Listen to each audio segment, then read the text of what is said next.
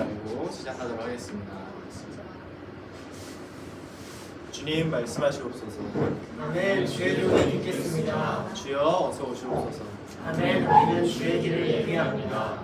그러므로 이제는 여호와를 경외하며 온전함과 진실함으로 그를 섬기라. 아멘. 우리가 결단코 여호와를 버리고 다른 신들을 섬기지 않겠습니다. 주님만이 우리 왕이시며 주인이시고 구원이십니다. 우리는 주의 종이요 백성이며 충성된 제자입니다. 순종하고 연합함으로 평생을 예배하며 주님만을 찬양합니다. 우리 먼저 다 같이 하나님 앞에 이 시간 좀 기도하며 나아갔으면 좋겠습니다. 이 시간 기도하며 나아갈 때 하나님, 우리 함께 모여서 주님의 은혜를 나누게 하여 주시니 감사합니다. 이 시간 예배 가운데 나아갈 때 주님이 가르쳐 주신 그 마음과 그 말씀을 통해서 정말 나의 이웃을 내 몸과 같이 사랑하며 하나님 사랑하며 나아가는 우리 공동체 될 수 있도록 인도해 달라고 이렇게 다 같이 기도하며 먼저 예배 가운데 나아가도록 하겠습니다. 기도하시겠습니다.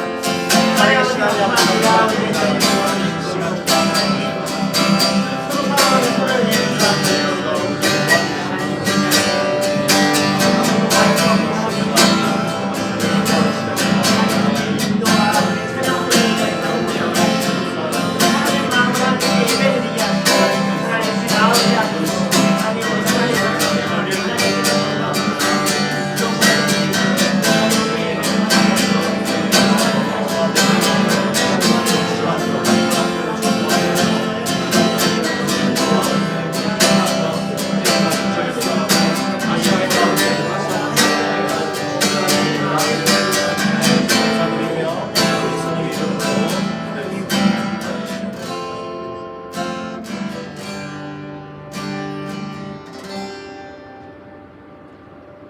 이 시간 첫 번째로 아름다운 마음 박수 치면서 찬양하겠습니다.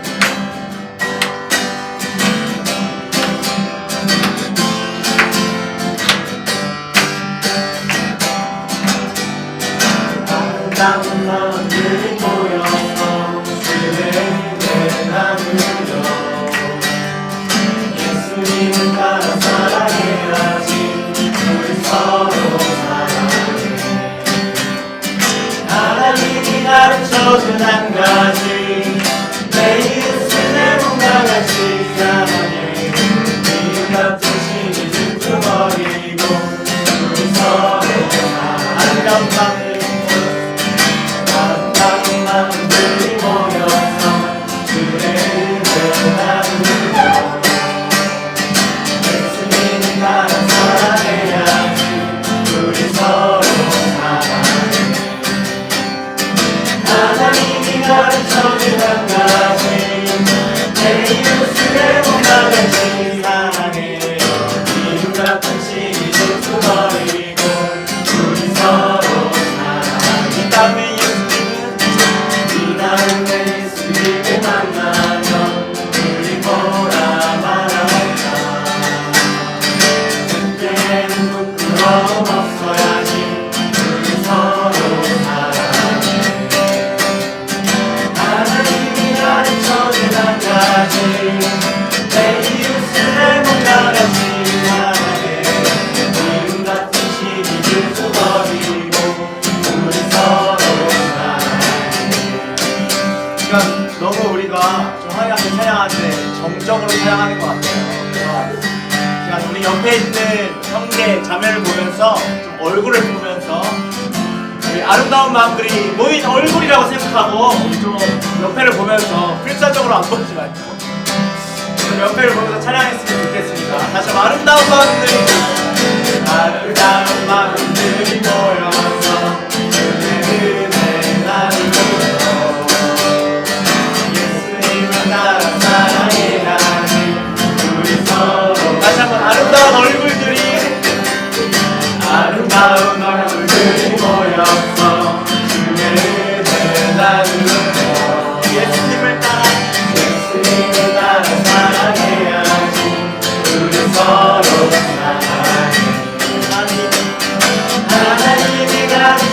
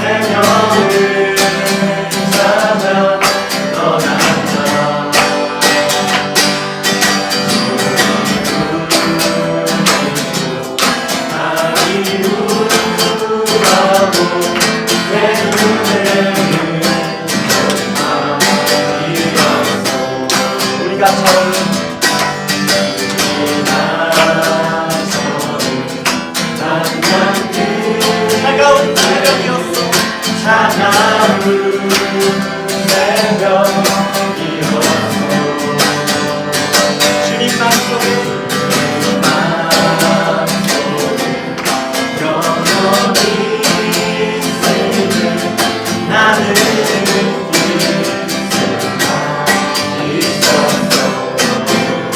오 주여 주여 당신께 감사하리라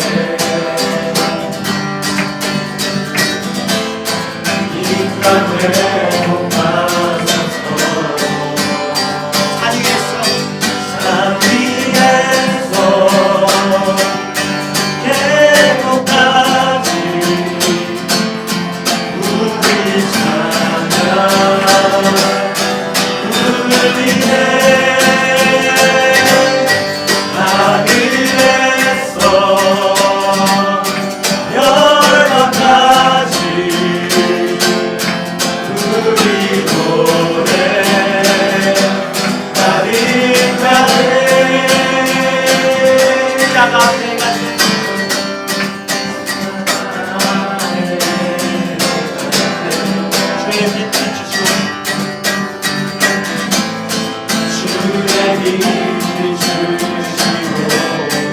바라던 같이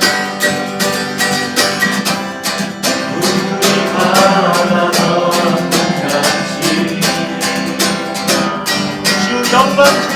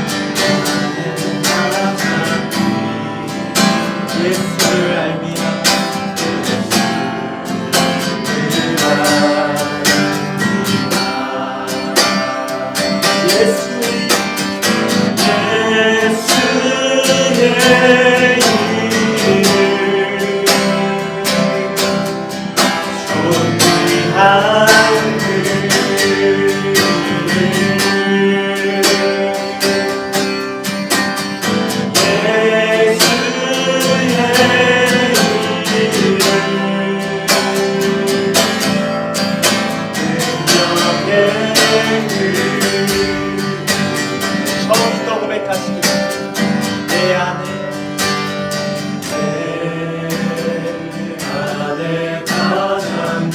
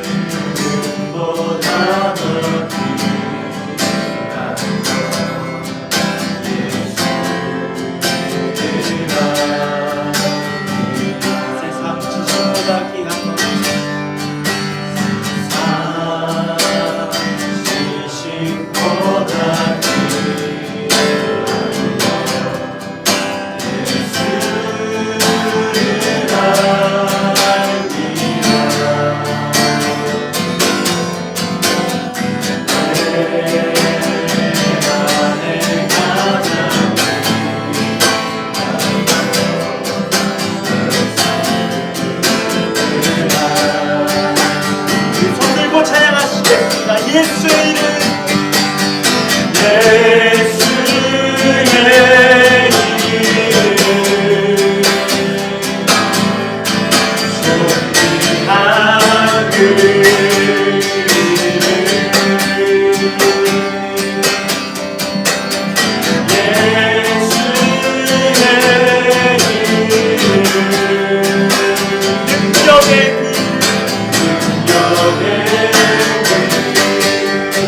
예수의 이름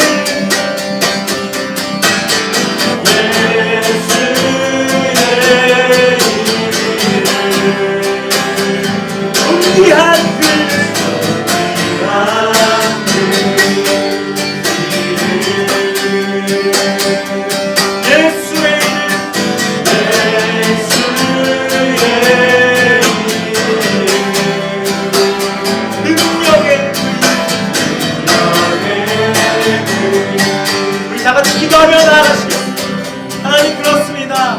당신의 이름이 가장 존귀하고 당신의 이름이 가장 능력이 있고 당신의 삶이 가장 귀한다고 하나님 이 시간 우리가 고백한 것처럼 나의 평생에 이 고백대로 내가 살아갈 수 있도록 주여 인도하시고 나를 도와주시옵소서. 내가 어떤 일을 하든 누구를 만나든지 간에 내 안에 가장 귀한 것이 주님을 아는 지식이고 주님을 알고 예수의 이름을 찬양하는 이름을 고백합니다. 하나님 이 둘로스가 모두 그런 인생 살아가는 그런 공동체 되게 해달라고 주여 한번 부르시고 기도하며 나아가시겠습니다. 주여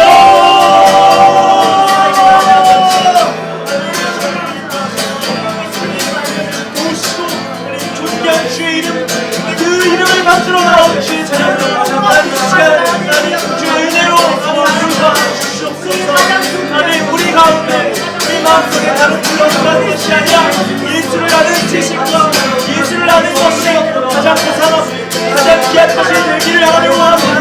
하나님 내 안에 하나님 우리의 안에 우리 공동체에 가장 귀한 것이 하나님 오직 예수 나사렛 예수 그리스도의 이름입니다. 하나님 우리 가운데 하나님 그 예수의 이름 하나님 그 예수의 이름 하나님 살아나고 남을 죽고 세상의 지식이 아니라 예수를 아는 그 가장 그 지식이 하나님 우리 안에 가장 커질 수 있도록 주여 인도하여 주시옵소서. 하나님께서 함께해 주신 하나님 우리에게 붙여주신 공동체들과 함께하며 하나님 주의 은혜를 평생 나누며 나아가네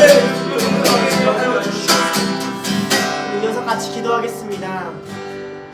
예배를 드리다 보면 마음속에 근심이 있고 예배를 드리다 보면 몸이 힘들고 염려되고 걱정스러운 일이 찾아와서 때로는 우리가 예배를 드리기 힘들 때가 참 많은 것 같습니다.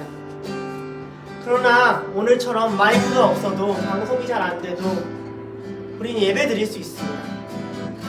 하나님 우리에게 물어보실 겁니다. 너는 어떠한 상황에도 나에게 예배 드릴 수 있느냐? 그럼 너가 어떠한 상황에 있든지 너가 예배 드릴 때 내가 너희를 만나주겠다 약속하셨습니다. 우리 같이 기도합시다. 하나님, 제 근심과 걱정 있습니다. 제 두려움 있습니다. 제 연약함 있습니다. 예배를 방해하는 수많은 마음, 어려움, 피곤함 있습니다. 주님께 내어드립니다. 저 예배 드릴 수 있게 하여 주시옵소서. 예배자가 될 수 있게 하여 주시옵소서. 이런 마음을 가지고 함께 주여 한번 부르시며 기도하겠습니다. 주여! 하나님 아버지, 우리 예배자로 이 자리에 나왔습니다. 하나님, 연약한 자들입니다. 근심할 것이 많습니다. 두려운 것이 많습니다. 그러나 주님, 우리 이혼을 보여드립니다. 하나님의 이름을 찾습니다. 주님의 얼굴을 바라봅니다. 어떠한 시간에도 예배 드릴 수 있음을 믿습니다. 어떠한 어려움을 가지고 예배 드릴 수 있습니다. 어떠한 두려움을 가지고도 예배 드릴 수 있습니다. 주님 살아계심을 믿습니다. 예수의 이름이 우리 가운데 있습니다. 예수의 이름으로 우리와 함께 하십니다. 예수의 이름으로 우리에게 주셨습니다. 주님, 그러니 나로 당신을 경배하고 당신을 예배하는 예배자 되게 하여 주시옵소서. 당신께만 영광 돌리는 예배자 되게 하여 주시옵소서. 하나님, 어떠한 순간에도 당신의 예배를 드리고 은혜를 받으며 하나님, 이 장소들의 병명이 되지 않는 그런 시간이 될 수 있도록 인도하여 주시옵소서. 온전히 예배드리는 자 되게 하여 주시옵소서. 내 안에 가장 귀한 것이 빼앗기지 않게 하여 주시옵소서. 예수에 대한 사랑과 예수에 대한 마음과 예수에 대한 열정이 쉬어가지 않게 하여 주시옵소서. 주님, 우리로 주님께 온전히 예배를 하여 주시옵소서. 하나님, 우리로 하나님 방해하는 것은 내가 예배자가 되는 방해하는 것들이 너무너무 많습니다. 우리 그것에 방해받지 않게 하여 주시옵소서. 온전히 주님만 바라보게 하여 주시옵소서. 내 안에 도저히 많은 생각들 다 내려놓고 모두 내려놓고 당신께 나아갑니다. 내 생각 바꾸고 당신께 나아갑니다. 당신 앞에 온전히 설 수 있는 자 될 수 있도록 하나님 역사하시고 인도하여 주시옵소서. 그 이름 앞에서 나아가게 하시고 이 이름에 붙들려 살게 하시고 주님 얼굴 구할 때에 하나님 얼굴만 할 수 있는 하나님 그런 자 될 수 있도록 하나님, 우리의 마음과 우리의 안타도와 우리의 생각과 우리의 인생을 하나님의 뜻대로 하나님, 우리의 마음대로 하나님 주관하여 주시옵소서. 하나님 인도하여 주시옵소서. 우리 마지막으로 다 같이 기도하겠습니다. 여러분 곁에 있는 사람, 여러분 옆에 있는 사람, 여러분이 잘 알 수도 있고 때로는 그 삶이 어떨지 잘 모를 때도 있을 것입니다. 그러나 우리 한 공동체로 부르셨습니다. 예배자로 함께 부르셨습니다.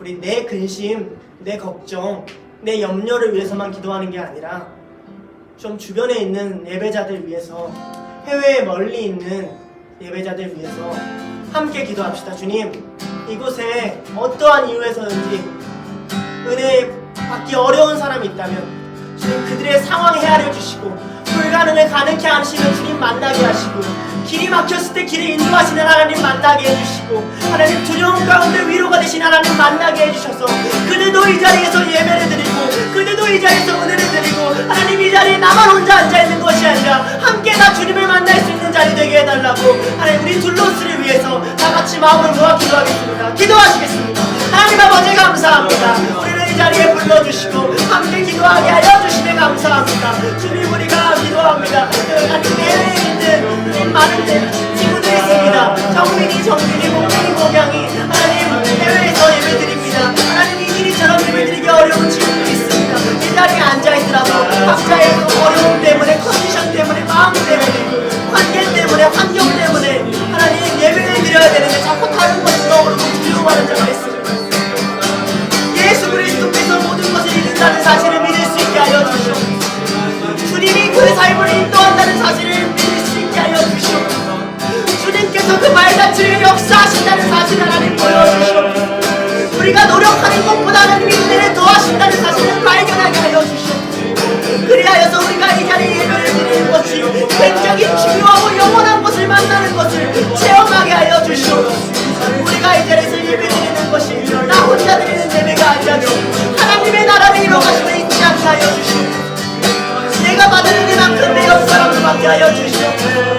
나 온 사람이 은혜 받는 것이 아니라 우리 모두가 주님께 나아가게 하여 주시옵소서. 이 자리에서 한 명도 주님께 나아가지 못하는 자가 없게 하여 주시옵소서. 하나님, 우리가 서로를 위해 기도합니다. 부족한 자들, 연약한 자들, 기말이 와서 하나님 일이 끝나서 몸이 힘들어서 교회가 바빠서 연말이라서 하나님 여러 가지 이유가 있을 것입니다. 주님, 우리의 삶의 아니십니다. 주님, 우리를 위해 기도하기 원하십니다. 주님, 우리 주님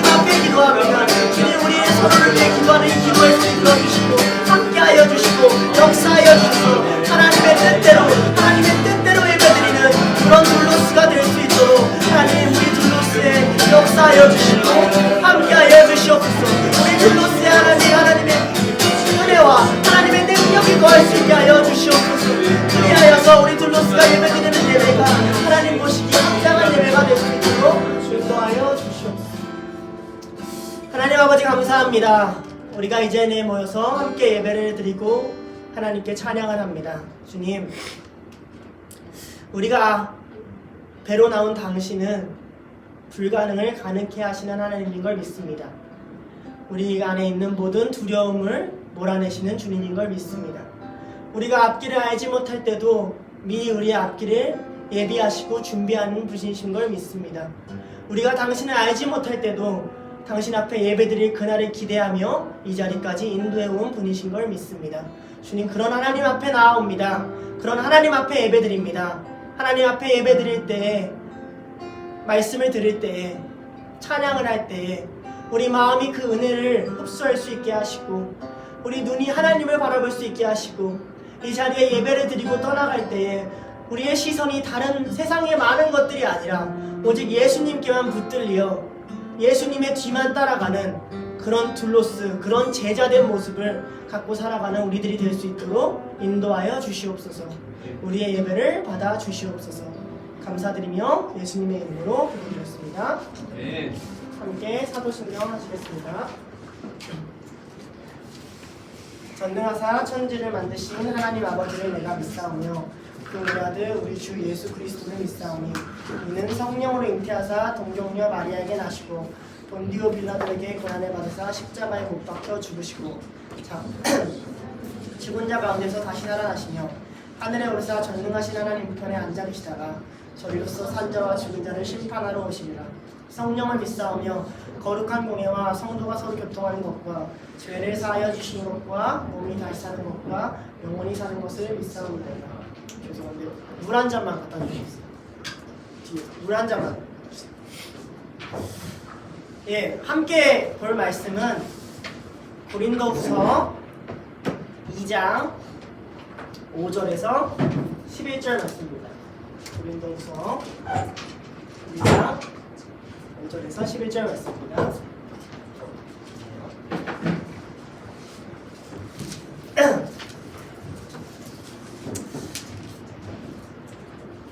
마이크가 없는 관계로 그냥 한 목소리로 함께 봉독하도록 하겠습니다.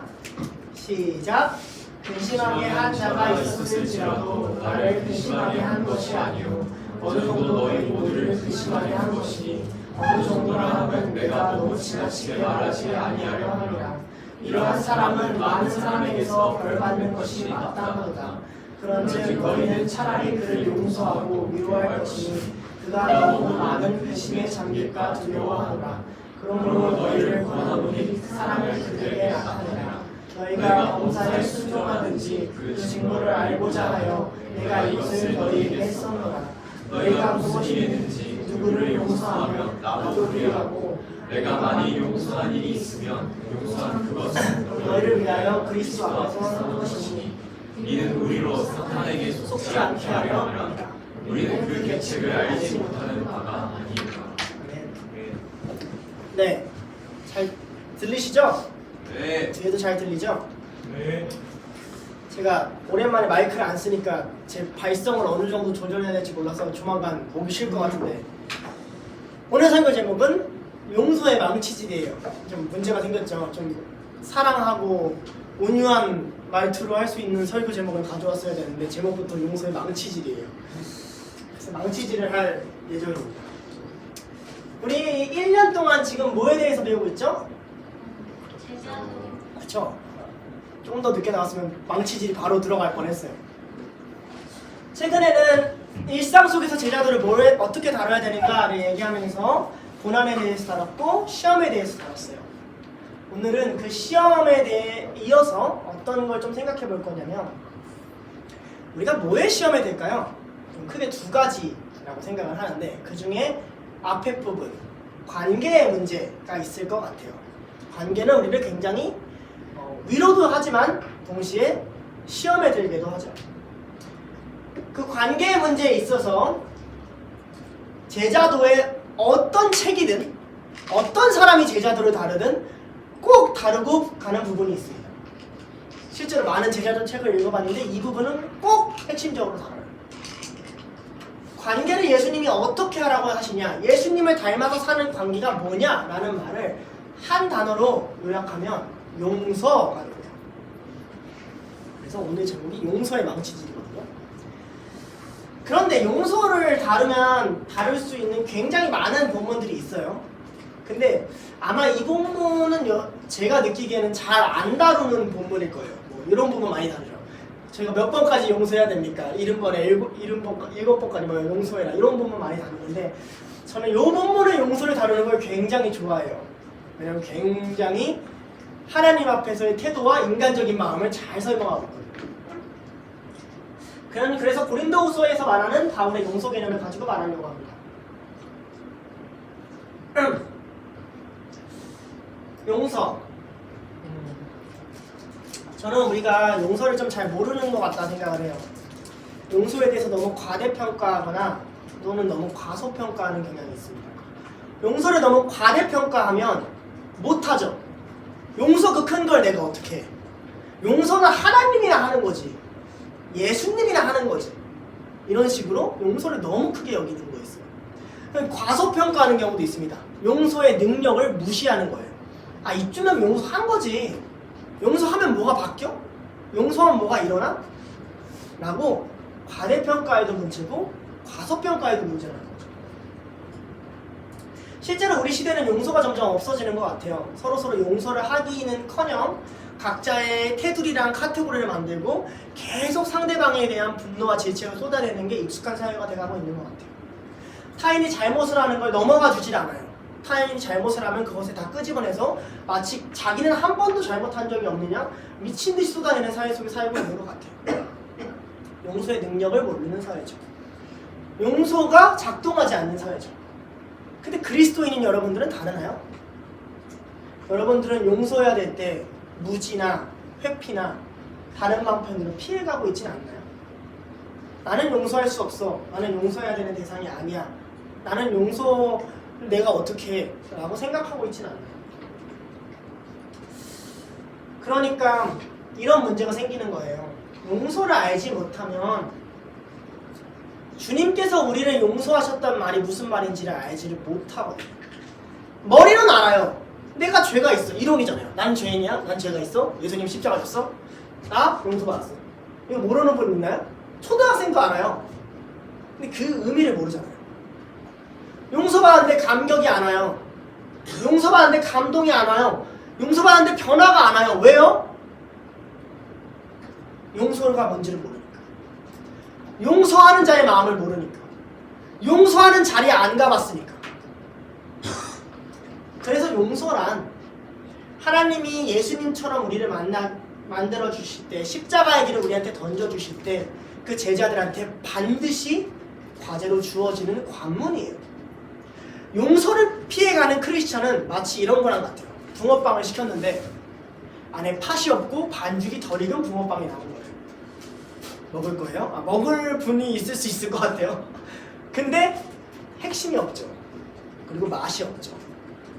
크리스천이야. 겉모양은 붕어빵같이 잘 익은 것 같아. 갈라봤더니 아, 이걸 지금 붕어빵이라고 팔아? 이런 거죠. 크리스천이야. 사랑한대. 공동체야. 갈라봤더니 용서가 없네. 이걸 지금 크리스천이라고 내는 거야? 이렇게 되는 거죠. 가톨릭이 그렇게 만들었어요. 용서란 그 정도 할 수 있는 계급은 성인, 세인트들이 할 수 있는 거야. 특수한 사람들이 할 수 있는 거야. 너희는 저들한테 기도만 하면 돼. 그럼 저들이 용서해 줄 거야. 너네들은 안 해도 돼. 너네들은 잘못만 얘기하면 돼. 이게 가톨릭이 만든 개념이에요. 기독교가 이걸 거부했어요. 성경에 그런 말이거든요. 너가 용서해야지. 너가 회개해야지. 그래야 네가 용서받았다는 말이 뭔지를 알지. 이게 종교개혁에 굉장히 중요한 얘기예요. 여러분. 그런데 용서가 필수적인데 용서를 하는 현장은 과연 어떤 현장일까요? 바울이 용서를 말할 때 도대체 어떤 맥락에서, 어떤 현장에서, 또 어떤 권위로 용서를 얘기했을까요? 오늘은 첫 번째 파트 바울의 상황을 얘기할 거예요.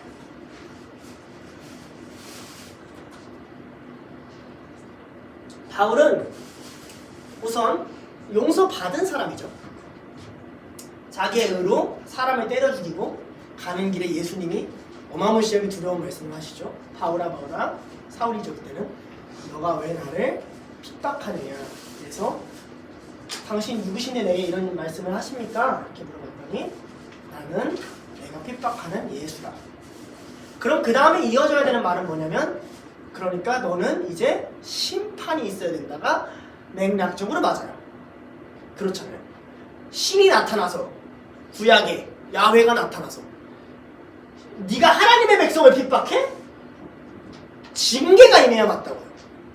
근데 너에게 맡길 일이 있대요. 기다리래요. 그리고 눈의 비닐을 벗겨줘요. 용서받는 거예요. 바울은 또 누구한테 용서받아야 됐죠? 그 상태로 예루살렘 교회에 들어가요. 그럼 그들은 누굴까요?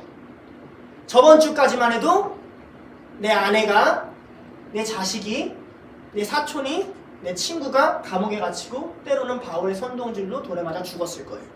스데반의 가족이 없었을까요? 초대교회 분명 있었을 거예요. 예루살렘 교회는 이제 사울이라는 존재를 수용해야 되는 숙제를 받았고 사울은 하나님의 계획뿐만 아니라 예루살렘 교회의 용서라는 걸 받아야 되는 숙제를 받은 거예요. 반드시 하나님은 그 길을 지나가게 하세요. 근데 또 사울은 용서를 받아야만 하는 죄인의 입장에만 선 건 아니에요. 엄청나게 많은 순간 용서를 해야 되는 입장에 섭니다. 그게 바로 오늘 본문인데 사울이 평생 했던 과제 중에 하나가 뭐냐면 자기의 사도의 권리예요. 나는 분명 예수님 봤거든요. 나는 분명 빛 대신 예수님 들었거든요. 근데 눈 뜨고 보니까 주변에서 못 봤다고 하고 못 들었다고 하는 사람들이 있는 거예요. 미쳐버리는 거죠. 아, 나 분명 부활의 예수님 봤는데 다른 사도들처럼 명명백백히 500명 있는데 나타나서 바울은 내 거야 이렇게 말씀해 주면 좋겠는데 나만 환상적인 체험을 해서 나는 경험이 있는데 그래서 교회도 세워지는데 사람들이 뭐냐면 네가 뭔데 그 권위로 거기서 설교를 해 라고 말하는 걸 받아들여야 되고 그들이 자기를 떠나고 자기 동역자가 자기를 배신하는 걸 이겨내야 했던 게 또 바울이 놓인 위치라고요. 그러니까 바울은 이 두 가지를 다 경험해봤죠. 뼈저리게 용서받아야 되는 위치와 뼈저리게 용서해야 되는 위치를 다 경험해본 사람이에요. 특별히 오늘 본문에서는 용서받기보다 뭐에 초점이 맞춰있냐면 바울이 용서를 해야 되는 입장에 굉장히 초점이 맞춰진 부분이에요. 자, 바울이 그럼 고린도 후서에서는 어떤 맥락이 있었을지를 알기 위해서 우리가 앞에 먼저 쓰인 고린도 후서 2장 1절부터 4절을 좀 보면 좋습니다. 네. 읽어드릴게요. 내가 다시는 너희에게 근심 중에 나아가지 않기로 스스로 결심하였노니 내가 너희를 근심하게 한다면 내가 근심하게 한 자밖에 나를 기쁘게 할 자가 누구냐. 내가 이같이 쓴 것은 내가 갈 때 마땅히 나를 기쁘게 할 자로서 도리어 근심을 얻을까 염려하며 또 너희 모두에 대한 나의 기쁨이 너희 모두의 기쁨인 줄 확신함이로다. 내가 마음에 큰 눌림과 걱정이 있어 많은 눈물로 너에게 썼노니 이는 너희로 근심하게 하려 한 것이 아니요 오직 내가 너희를 향하여 넘치는 사랑이 있음을 너희로 알게 하려 함이니라. 고린도 전서랑 고린도 후서는 조금 달라요. 고린도 전서는 동시다발적으로 여러 가지 문제가 빠바바박 다 터졌어요. 고린도 후서는 한 가지 큰 문제를 가지고 모든 이야기가 연결이 돼요. 고린도 후서는 어떤 문제를 가지고 바울이 계속 싸우냐면 바울의 사도권 문제. 누가 옳은 자냐. 이 문제를 가지고 1장부터 고린도 후서 끝장까지 계속 써내려가는 문제란 말이죠. 자기 변호요. 아니야. 내가 옳아. 하나님이 나를 세웠어. 근데 이 말이 무슨 말이냐면 이런 거예요. 바울이 고린도 교회에 떠났는데 남겨진 사람 중에 새로운 무리들이 교인들이 들어와요. 그러면서 이렇게 얘기하는 거죠. 바울의 말이 보다 내 신앙이 더 맞아. 바울은 이렇게 얘기했는데 그게 아니고 사실은 이렇게 신앙생활을 해야 되는 거야 라고 말하는 자기가 사역자라고 말하는 무리들이 들어와요. 여기까지는 바울이 이해할 만해요. 바울이 속상했던 점은 이거예요. 자기가 1년 6개월 동안 고린도 가서 자기가 몸이 제일 힘들 때, 아테네에서 모두 다 버림받을 때 두려움에 떠는 와중에 고린도 가서 하나님의 말씀 들으면서 사역했거든요. 큐티 하신 분들은 알 거예요. 다 하셨죠? 아멘. 자, 했는데 그렇게 키웠잖아요. 눈물로 키웠잖아요. 박해받으면서 키웠잖아요. 그럼 누구 편 들어줘야 돼요? 교회가. 바울이 맞지. 그래도 너네는 들어와서 그렇게 말하는 거 아니지. 하는데 교회가 흔들리는 거예요. 바울이 틀렸나? 그렇지. 바울이 이거 인간적으로 좀 잘 실수했을 수도 있지. 이런 사상들이 들어오는 게 바울한테 들리는 거예요. 여러분 어떨 것 같아요? 여러분 제일 바닥일 때, 여러분 제일 못난 모습일 때, 그럼에도 불구하고 여러분이 여러분의 인생을 투자해서 섬겨준 1년 6개월 동안 희생해준 그 사람이 여러분 떠나서 여러분 뒤에서 이상한 씨나 까먹고 있다면 여러분 그 사람 어떻게 대할 거예요? 화나잖아요. 분노가 일으키잖아요. 근데 더 하나 큰 문제는 진리의 문제까지 엮여 있잖아요. 근데 문제는 뭐냐? 바울이 못 가요. 디도를 보내려고 해요. 디도랑 연결이 안 돼요. 무슨 문제인지. 혼자 앓고 있는 거예요. 교회는 막 혼란스러워져요. 바울이 그래서 그 고립된 상황 속에서 편지를 써내려가요. 그게 고린도후서예요. 내가 하고자 하는 말이 뭐냐라는 거죠. 교회를 마음대로 하는 무리도 너무너무 화가 나고요. 거기에 넘어가서 그 말 한두 마디에 홀랑 넘어가는 저 성도들도 너무너무 화가 나요. 그래서 4절에 이렇게 얘기해요. 4절 좀 다시 띄워줄래요? 내가 마음에 큰 눌림이 있어. 자, 눌리다, 억압하다, 밟다, 누르다 이런 뜻이에요. 여러분 그런 거 경험해봤어요? 막 일이 몰려오고 막 이것 해야 되고 저거 해야 되고 막 이것저것 지금 마음이 이렇게 막 눌려서 뭐 못하겠는 경험? 마음이 큰 눌림이 있다. 또 걱정이 있다. 원어로 보면 조이다, 쪼르다 이런 뜻이에요. 누가 자기 목 조르는 것 같은 경우. 막 이거 어떻게 해야 되는데 이거 빨리 처리해야 되는데 이거 어떡하지? 숨 막히는 경우. 그리고 많은 눈물, 큰 눈물, 계속 눈물이 흐르는 거죠. 저는 그렇게 생각해요. 만성은 아니더라도 일종의 불안장애랑 공황장애 비슷한 상태겠구나. 숨 못 쉬고 쫄리고 마음이 눌리고 눈물이 나는 어쩔 줄 모르는 그 상황 속에서 바울이 눌려 있었겠구나.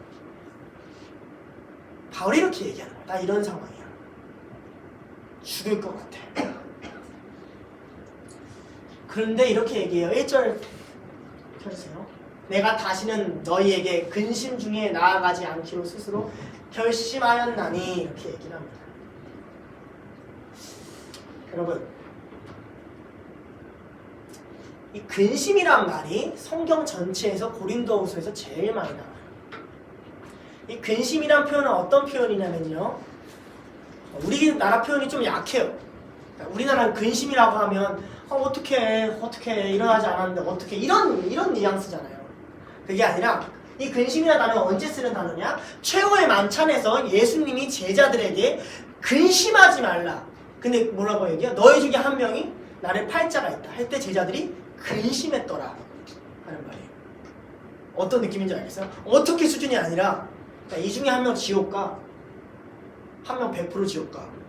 갑자기 다 우리 모두가 난가? 싶은 거예요. 난가? 내가 지옥 가나? 그때 막 무슨 말인지 알겠어요? 예수님이 겟세마네 동산에서 기도하기 전에 쓰인 단어가 근심이에요. 근심하며 기도했더라. 하나님과 끊어지면 어떡하지? 십자가를 어떻게 지지 내가? 어떡하지? 이 단어가 성경에서 제일 많이 쓰이는 곳이 고린도후서예요. 그러니 구약 성경에서는 예레미야가 있다면 그거에 비견되는 책이 저는 신약 성경의 고린도후서라 생각돼요. 애통과 슬픔과 고통과 아픔을 함축적으로 표현하는 단어가 이 근심이에요. 근데 바울이 이렇게 얘기를 해요. 나는 근심하지 않기로 작정했어. 이렇게. 근심의 책인데 근심하지 않기로 작정했대요. 그러면서 5, 6절에 이렇게 말을 해요. 5, 6절 한번 볼까요? 근심하게 한 자가 있었을지라도 나를 근심하게 한 것이 아니요 어느 정도 너희 모두를 근심하게 한 것이니 어느 정도라 함은 내가 너무 지나치게 말하지 아니하려 함이라. 이러한 사람은 많은 사람에게 벌을 받는 것이 마땅하다. 여러분 바울이 엄청 지금 마음이 어떤지 그 글에 계속 자기 마음이 들어가요. 무슨 말인지 알아요? 나 근심 안 할 거야. 1절에 나 기뻐할 거야. 근데 내가 지금 마음이 눌리고 목이 쫄리고 막 눈물 나는데 난 근심 안 할 거야. 나 기뻐할 거야. 내 사랑은 너네들한테 나타날 거야. 그런데 지금 나를 근심하게 하는 건 나만 근심하는 게 아니라 너네 다 근심하게 하는 거야. 그리고 그런 사람은 사실 벌 받아야 마땅해. 판단 받아야 마땅해. 심판 받아야 마땅해. 이게 나오죠? 속마음이 나온다고요. 해결이 안 된 거예요, 마음이. 자유롭고 평안한 상태에서 난 이제 근심 안 하기로 했어. 얘기하면 끝! 다음 날부터 아, 근심이 없어라. 아, 마음 편해라. 바울이 이런 상황에 쓰고 있지 않다고요. 이를 악물고 쓰고 있다고요. 근심 안 할 거야. 고통으로 안 끝낼 거야. 버틸 거야. 사랑을 보여줄 거야. 근데 이거 벌받아야 마땅한 행동이야. 막 이 분노를 하나님의 사랑으로 누르고 있는 과정 중에 쓴 글이에요. 이런 거죠. 5절의 말씀인데 너 어느 정도 너희를 모두 근심하게 한 것이니 어느 정도라 하면 이 말이 뭐예요? 그러니까 너네들을 좀 근심하게 한 거야. 근데 여기서 조금이란 말은 진짜 조금이란 뜻이 아니라 지나치게 욕할까 봐 그래 내가. 이 말 알겠어요? 내가 여기서 더 말하면 욕 나올까 봐 그래. 이 느낌을 알겠냐고 해서 뉘앙스로. 그 사람은 벌을 받아 마땅해. 여 맥락에서 나오는 게 용서예요. 착각하고 있어요 여러분. 용서하니까 마음이 평안해지고 내 안에 모든 게 해결되니까 용서한다고 착각하고 있다. 용서는 그 현장에서 하는 게 아니에요. 자기 부인은 자기 부인이 된 상태에서 움직이는 게 아니에요. 자기 부인이 안 된 현장으로 걸어가야 되는 거지. 바울이 우리의 심정을 모르지 않아요. 성경은 마음이 평온하고 웃음이 절로 나와서 그 사람이 용서할 만해서 내가 그 사람이랑 관계가 이제 좀 풀려서 그때 이제 용서하면 된다 라고 얘기하고 있지 않아요. 꼴도 보기 싫고 말도 섞기 싫고 내 마음대로 하기도 싫은데 근데 맡겨진 공동체가 있는 거예요. 고린도 교회를 포기하면 되거든요. 그래 이단이 되던 말든 그냥 니네 알아서 해라. 그냥 날 배신하냐? 그냥 너네 죽어라 하면 돼요. 그럼 용서 안 해도 돼요. 그렇게는 못하겠는 거예요. 그러니 뭐라고 해요? 내 사랑을 보여줄 거라 그래요. 누가 봐도 그 사람이 약한 거예요. 누가 봐도 그 교회를 흔드는 그 사람이 나쁜 거예요. 누가 봐도 자기가 손해인 거예요. 속상한 거예요. 근데 지나치게 안 할 거예요. 근데 참으면 어떻게 됩니까? 나 혼자 그냥 꾹꾹 누르고 편지 안 쓰면 어떻게 돼요? 바울이 이 말을 듣고 그냥 아무것도 안 하고 참으면 바울이 사역이 잘 됐을까요? 마음이 눌리고 목이 쫄리고 가슴이 괴로운데 여러분 그런 상황에서 일이 잘 되던가요? 아니라고요. 그런다고 자기 화를 다 풀면 어떻게 됩니까? 그럼 고린도 교회가 잘 갈까요? 바울이 깨달은 거예요. 용서 아니면은 길이 없구나. 여러분 용서는 여러분이 다가올 근심과 관계의 문제에 있어서 선택지가 아니에요. 용서는 유일한 해결책이에요. 하나님은 우리 관계를 풀어갈 여러 가지 방법을 두시고 이때는 시간 좀 두면 되지 이때는 저렇게 하면 되지 라고 제안을 하시는 게 아니에요. 하나님이 답을 알려주신 거예요. 용서하지 않으면 너네 크리스찬으로 못 살아. 용서하지 않으면 너네 근심을 해결하지 못해. 용서하지 않으면 너네 관계를 다스리지 못해 하고 알려주셔요. 우리의 상황은 어떠합니까? 2번인데요. 우리도 삶도 바울과 비슷하지 않습니까? 그 사람을 보면 용서가 나올까요? 바울도 자기를 배신하는 그 교인들의 얼굴을 떠올린다거나 아니면 거기를 꼬드김을 하는 상대편을 딱 보면 참 용서할 수 있겠다라는 말이 나올까요? 안 나와요. 교회가 올바르게 서려면요, 툴로스가 올바르게 서려면요, 문제랑 상황을 뚫어지게 바라보면 답이 안 나와요. 문제를 많이 보면 많이 볼수록 그 문제가 여러분을 삼킬 거예요. 바울이 미워하는 사람을 잘해주려고, 그냥 나는 크리스찬이니까, 나는 그냥 예수님 믿으니까, 그러니까 그냥 용서할 수 있으니까 용서해야지 하고 용서한 게 아니에요. 자, 우리가 용서를 못하는 이유가 뭐예요? 여러분 그런 상황에 안 놓여 보셨어요? 다 용서하고 사셨어요? 다 누구나 와도 그냥 나는 늘 다 이렇게 재수 없는 표정을 하고 앉아 계시길래 용서가 다랑 무슨 저만 또 그렇죠? 왜 용서 못해요? 상처받아서 용서 못하잖아요. 자존심 상해서 용서 못하잖아요. 속상해서 용서 못하잖아요. 이게 무슨 말이에요? 우리가 하나님의 형상을 가졌기 때문에 갖고 있는 근본적인 정의감이 있어요. 억울한 자는 없어야 되잖아요. 불의한 자는 없어져야 되잖아요. 내 삶에 불의한 게 일어났거든요. 진실이 진실로 밝혀져야 되는데 내가 하지도 않은 일이 했다 그러고 내가 한 일을 하지 않았다고 하면 용서하기 어렵거든요. 내 정의감을, 내 인간됨을 건드렸거든요. 그래요? 여러분이 공의를 세울 수 있어요? 여러분들이 정의를 이룰 수 있어요? 성경은 그렇게 얘기하고 있지 않아요. 이해해요. 바울도 이해해요. 용서하기 힘들다는 거. 끝까지 올라와요. 목 끝까지. 지나치게 말하고 싶은 거 아니에요. 그런데 공의는 우리가 이룰 수가 없어요. 바울이 이렇게 생각을 해요. 내가 지금 왜 저 사람을 용서를 해야 되지? 왜 지금 고린도 교회가 용서를 해야 되지? 11절에 이렇게 얘기합니다. 이는 우리로 사탄에게 속지 않게 하려 함이라. 우리는 그 계책을 알지 못하는 바가 아니로라. 무슨 말이나요? 자, 여러분 사탄의 목적은 있잖아요. 여러분이 용서 못하는 자가 되게 하는 게 사탄의 목적이 아니에요. 여러분이 용서를 못하는 거는 사탄에게 그렇게 중요한 문제가 아니에요. 사탄의 목적은 그래서 용서 못하는 시간만큼 여러분의 인생을 허비하게 하고 낭비하게 하고 부정적 감정에 휘말리게 하고 저 사람을 미워하게 하고 모독하게 하고 그 인생을 망가뜨리는 게 목적이에요. 사람이 마음에 안 들어요. 그 사람이 시달려요. 그 사람 보기만 해도 싫어요. 생각 안 하고 하면 편해요. 회피해요. 그럼 공동체랑 멀어져요. 그 모든 시간 그리고 그 공동체에 다시 돌아오는 모든 시간 그걸 무너뜨리는 데 있어요.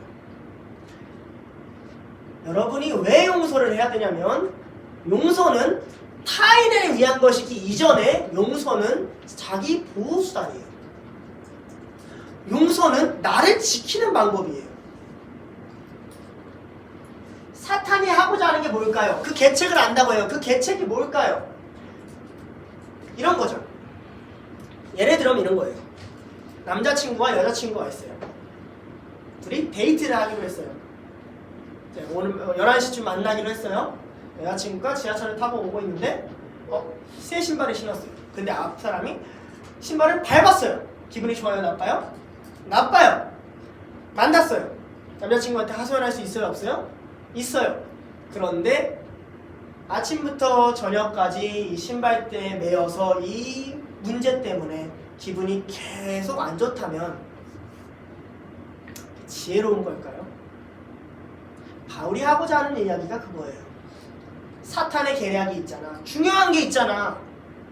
니네가 진짜 붙잡아야 될 게 있잖아. 니네가 진짜 찾아야 될 게 있잖아. 그래 신발 밟혔지. 그래 저 새끼 벌받아 마땅하지. 기분 안 좋지. 예수님 만났잖아. 내 앞에 나왔잖아. 근데 왜 아직도 신발이 그깟 신발이 왜 우리 관계보다 더 중요해? 나는 근심하지 않을 거야. 이렇게 말하는 거예요. 사탄에 대해서 고린도후서 11장에 다시 다루기 시작합니다. 고린도후서 11장 3절에서 4절인데요. 이렇게 다뤄요. 뱀이 그 간계로 하와를 미혹한 것 같이 너희 마음이 그리스도를 향한 진실함과 깨끗함에서 떠나 부패할까 두려워하노라. 만일 누가 가서 우리가 전파하지 아니한 다른 예수를 전파하거나 혹은 너희가 받지 아니한 다른 영을 받게 되거나 혹은 너희가 받지 아니한 다른 복음을 받게 할 때는 바울의 마음이 나오죠. 너희가 잘 용납하는구나. 바울이 편지 끝날 때까지 어떤 마음으로 썼는지 잘 보이죠. 아주 이 쌍놈 새끼들아, 내가 너희들 다 가르쳐놨는데 그냥 다른 사람이 와가지고 야 그래도 기독교는 이런 것도 있다 하고 우리가 가르치지 않은 받지 않은 걸 설명하면 너희가 잘도 용납하는구나. 사탄의 계책이 뭐예요? 3절 봐봐요. 진실함과 깨끗함에서 떠나게 하는 거예요. 사탄의 계책이 뭐예요? 여러분 마음속에 있는 추잡스러운 것들을 다 끄집어 올라오는 거예요. 하나님이 깨끗한 물로 내려놨던 것들, 여러분 마음 밑바닥에 다 눌러놨던 것들을 다 뒤집어 까고 펴는 거예요. 기독교인이 아무런 효력이 없는 것처럼, 예수님 믿는 게 아무런 능력이 없는 것처럼, 내 안에 왜 이렇게 문제가 많지라고 문제만 계속 집중하게 하는 것처럼 진실함과 깨끗함에서 멀어지게 한다고요. 이어서 14, 15절에 다시 사탄에 대해서 이야기합니다. 이렇게 말을 해요. 자, 바울이 반대했던 사람들은 뭐라고 얘기하냐면 자신들이 더 권위가 있다 그랬어요. 왜냐면 자신들은 더 의롭고 자신들은 더 고난받았다 그랬어요. 그래서 바로 이 장면 고린도후서 11장 12장에서 바울이 11장에는 내가 뭐 몇 대 매를 맞았고 몇 대 파손했고 그 설교 들어보셨죠? 그래서 그 얘기를 하는 거예요. 쟤네들이 나보다 더 고생했다고? 아니거든? 쟤네들이 나보다 영적 체험을 더 많이 했다고? 아니거든? 내가 이렇게까지 말해야 되냐? 라고 기록되어 있어요. 여러분 고린도서 되게 굉장히 재밌는 책이에요. 그러면서 그 전에 먼저 이 이야기를 해요. 이것은 이상한 일이 아니니라 사탄도 자기를 광명한 천사로 가장을 하니 그러므로 사탄의 일꾼들도 자기를 의의 일꾼으로 가장하는 것이 또한 대단한 일이 아니니라. 그들의 마지막은 그 행위대로 되리라. 너 눈에 의롭게 보이고 선하게 보이고 좋아 보이는 게 좋은 게 아니야 라고 말하고 있는 거예요. 사탄의 속임수일 수 있어 라고 말하고 있는 거예요. 근데 이게 앞에서는 왜 용서에 갖다 붙이고 뒤에서는 이 말에 갖다 붙이는지를 우리가 좀 맥락을 연결할 필요가 있어요. 용서를 못하게 되면요 여러분 속게 돼요. 용서를 못하니까 너의 편과 나의 편이 갈라지게 돼요. 너의 편과 나의 편이 갈라지면 두 가지 큰 문제가 일어나게 돼요. 첫 번째, 자, 저 사람은 저 사람 편끼리 계속 나 나쁜 새끼, 우리는 옳은 놈 이 얘기 하겠죠. 내 친구들은 팔이 안으로 굽으니까 야 그래도 하준아 내가 너 하고 저 새끼 나쁜 새끼 하겠죠. 첫 번째, 나의 죄를 작게 만들어요. 의의 옷을 입은 사탄처럼 된다고요. 악한 영을 가장한 사람처럼 된다고요. 그러니까 그 사람들한테 넘어가는 거예요. 내가 그렇게 되니까. 두 번째, 감정적으로 판단하게 돼요. 나한테 좋은 말 해주는 사람, 나한테 의롭게 보이는 사람, 나한테 착한 척 해주는 사람이 내 편이라고 착각하게 돼요. 진실함과 깨끗함으로 그 문제를 바라봐야 되는데 말씀의 잣대에 맞는지 하나님의 잣대에 맞는지 봐야 되는데 내가 정이 더 든 사람, 내 마음에 더 편한 사람, 내 성향이 더 잘 맞는 지랄 성경에 그딴 게 어딨어요. 그런 사람이랑 어리란 말이 어딨어요. 친밀함으로 가지 말라고요. 여러분 친하면 관계 파괴돼요. 여러분 친하면 공동체 무너져요. 인간적인 친밀함이 굉장히 위험해요. 사탄이 가장한다고요. 차라리 모두를 용서하라고요. 그게 모두에게 가장 잘 대해주는 방법이에요. 그게 모두와 관계가 제일 좋은 방법이에요. 끊임없이 여러분 그러잖아요. 여러분 말이 잘 통하는 사람, 여러분 마음이 잘 맞는 사람, 그들이랑 얘기하면 어떻게 돼요? 나는 의인인 것 같이 된단 말이에요. 그들이 여러분 커버쳐주니까, 그들이 여러분 옳다고 얘기해주니까, 당신의 사람 괜찮다고 얘기해주니까 그게 맞아요? 여러분이 가고 있는 방향이 맞냐고요? 안 된다고요. 벗어나야 돼요. 사탄의 관계가 있다고요. 바울이 이 얘기하고 있는 거예요. 이렇게 얘기합니다. 어쩌면 고린도 교회는 바울이 이 편지를 쓰기 전까지 스스로에게 찔림이 없었을 수도 있어요. 왜냐면 생각해보세요. 바울 사도를 100% 부정하겠다는 게 아니에요. 고린도 교회는. 바울 사도는 갔고 새로운 사역자가 왔고 그들의 말이 맞을 수도 있잖아요. 안 그래요? 그게 뭐 그 전 목사님한테 그렇게까지 죄 지은 거예요? 여러분, 이게 바울의 입장에서 어떻게 보일 것 같아요? 속아 넘어간 사람의 특징, 사기당하는 사람의 특징, 시야가 좁아진다.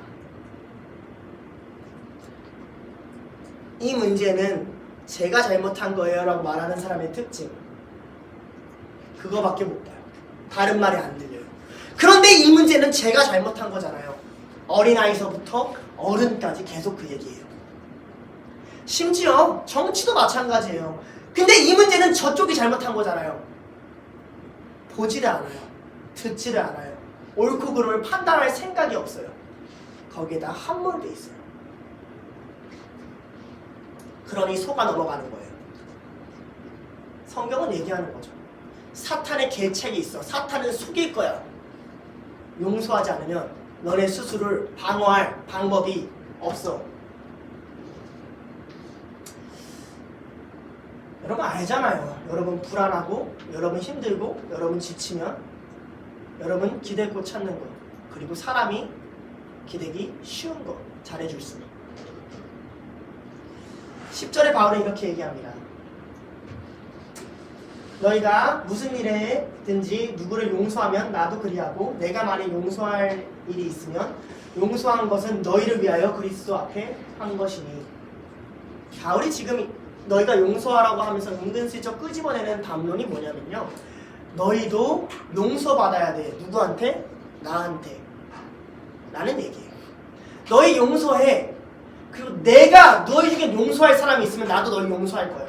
너희 용서 안 하면 무슨 말이에요? 나도 너희를 용서하지 않을 거야. 이 말이거든요. 반대로 말하면 너네도 나한테 용서치 못할 잘못하고 있는 거야. 이 소리예요.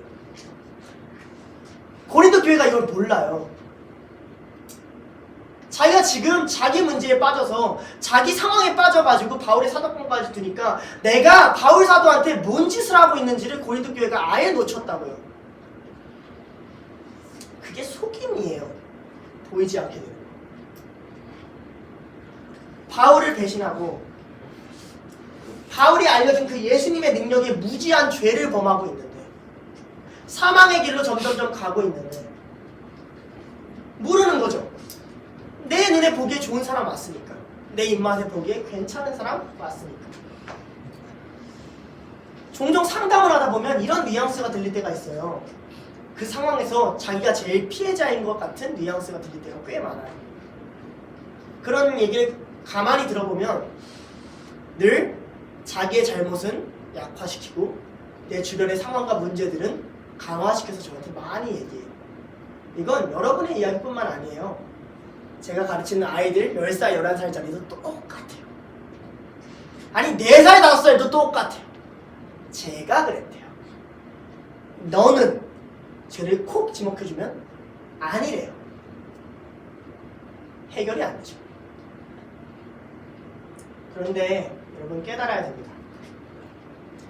한 반에 학생 둘이 서로 용서하지 못하고 싸우면 누가 제일 피해자예요? 한 초등학교 반에 학생 둘이 서로 용서하지 못하고 싸워요. 누가 더 피해자예요? 선생님이 제일 피해자예요. 형제와 자매끼리 용서하지 못하고 싸우면 누가 제일 속상해요?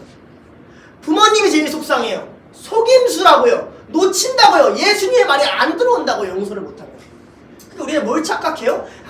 너는 너대로 신앙생활하고 난 나대로 신앙생활해. 우린 용서하지 말고 안 보면 되지. 하나님의 말이 안 들어오는데요. 부모가 어떤지가 보이지가 않는데요. 바울한테 뭔 짓을 하고 있는지가 보이지 않는데요. 그게 왜 그렇게 큰 잘못인지를 몰라요. 아이들은 몰라요. 제가 내 연필 뺏었고 제가 선 넘었는데 내가 억울한 거지. 선생님 당신이 왜 속상하냐고. 아이들은 그렇게 생각한다고요.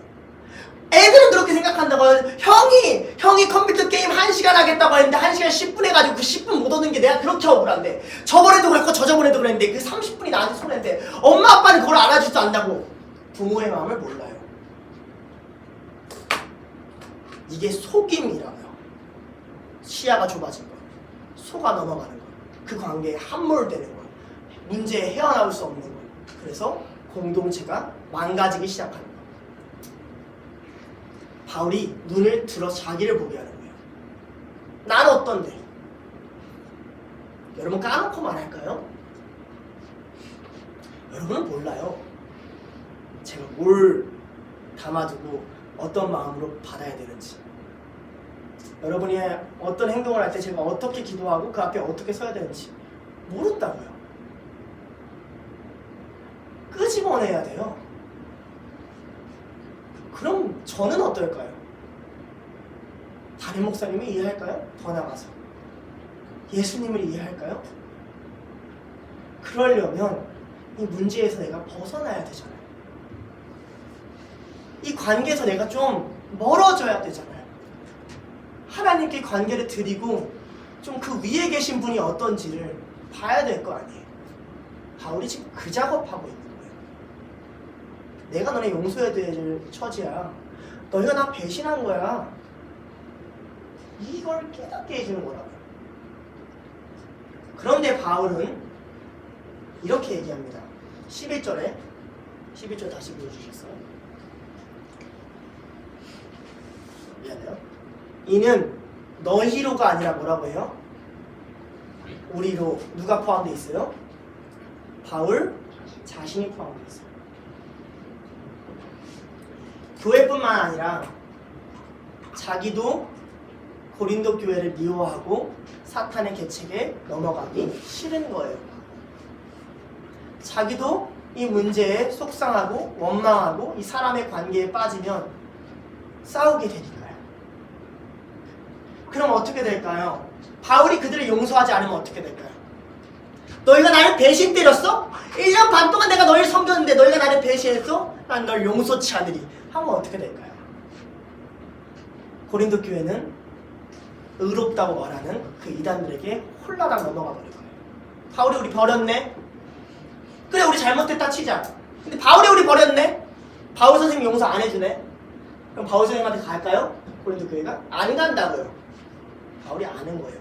너희뿐만 아니라 나도, 우리가 하나님 앞에서 사탄의 계책에 넘어가지 않기 위해서는 너희도 용서하고 나도 용서해야 돼.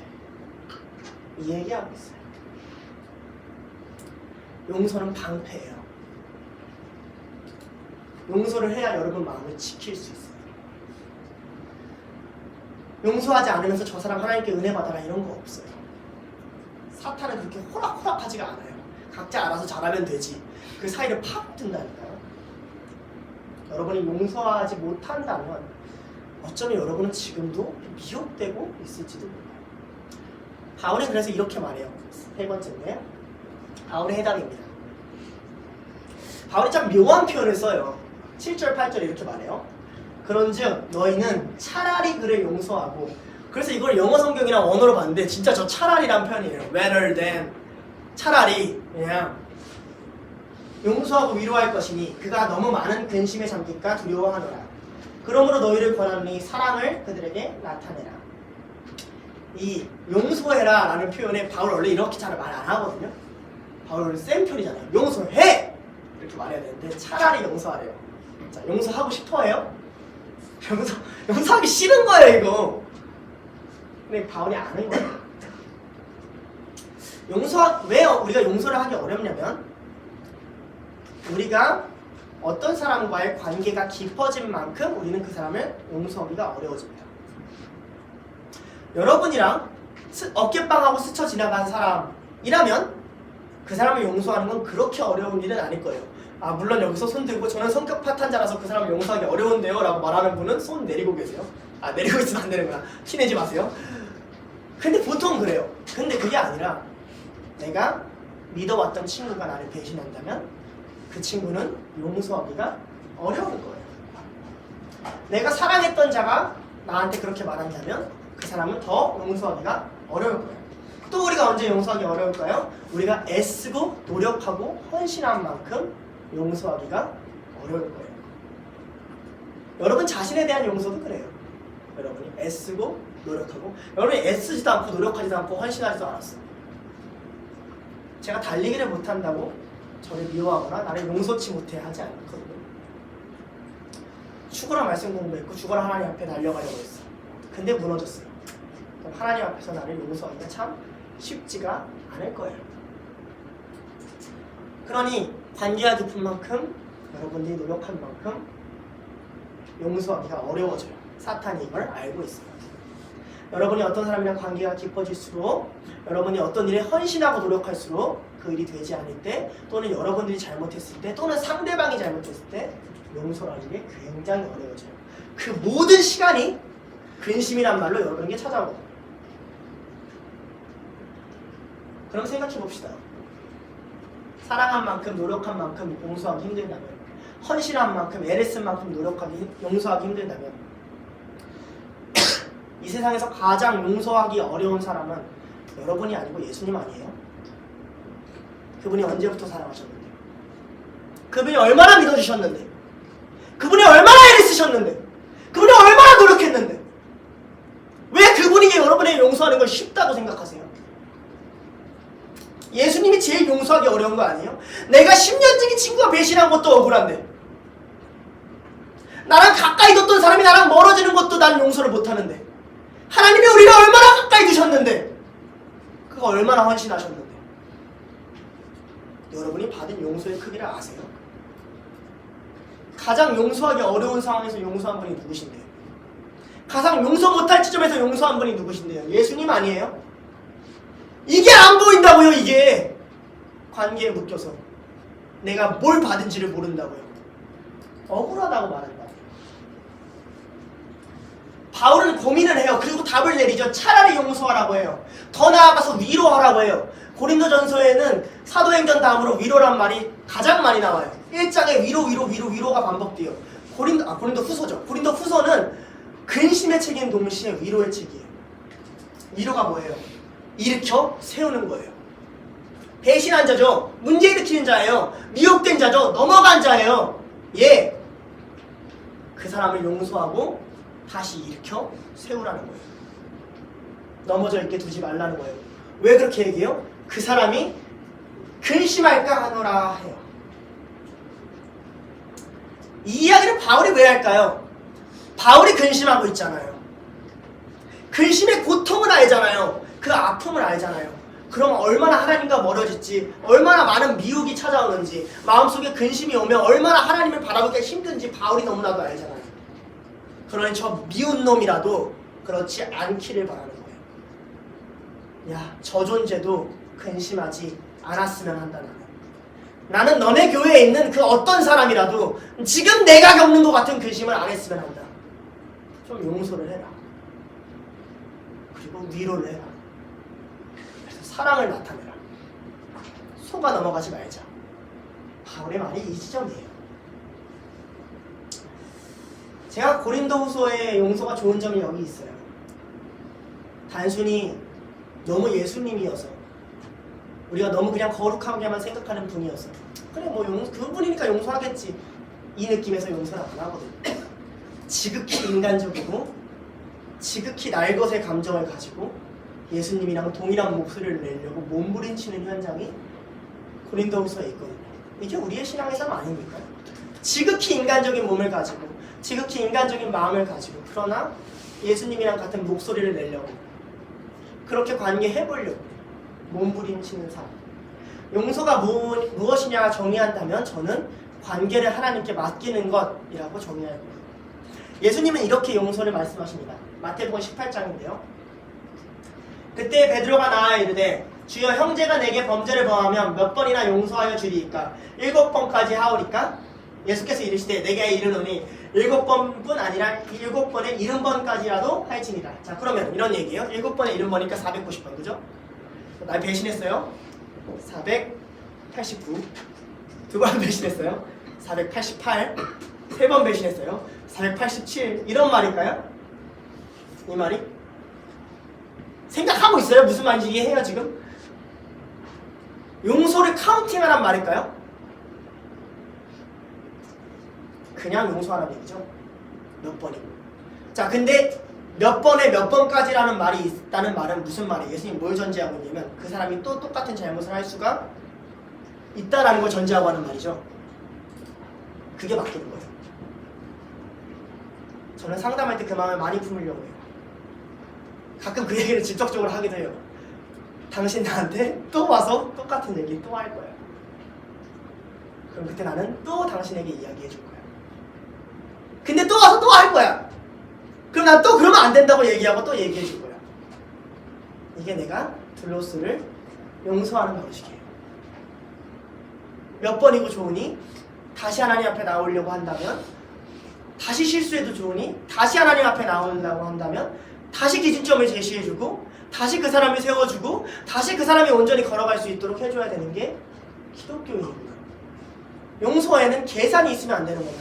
계산이 있는 건 맡기지 못한 거구나. 이 정도가 있으면 안 되는구나. 내가 하나님께 이렇게가 있으면 안 되는구나. 물론 누가복음에서는 이걸 전제를 해요. 누가복음 17장 4절 이렇게 해요.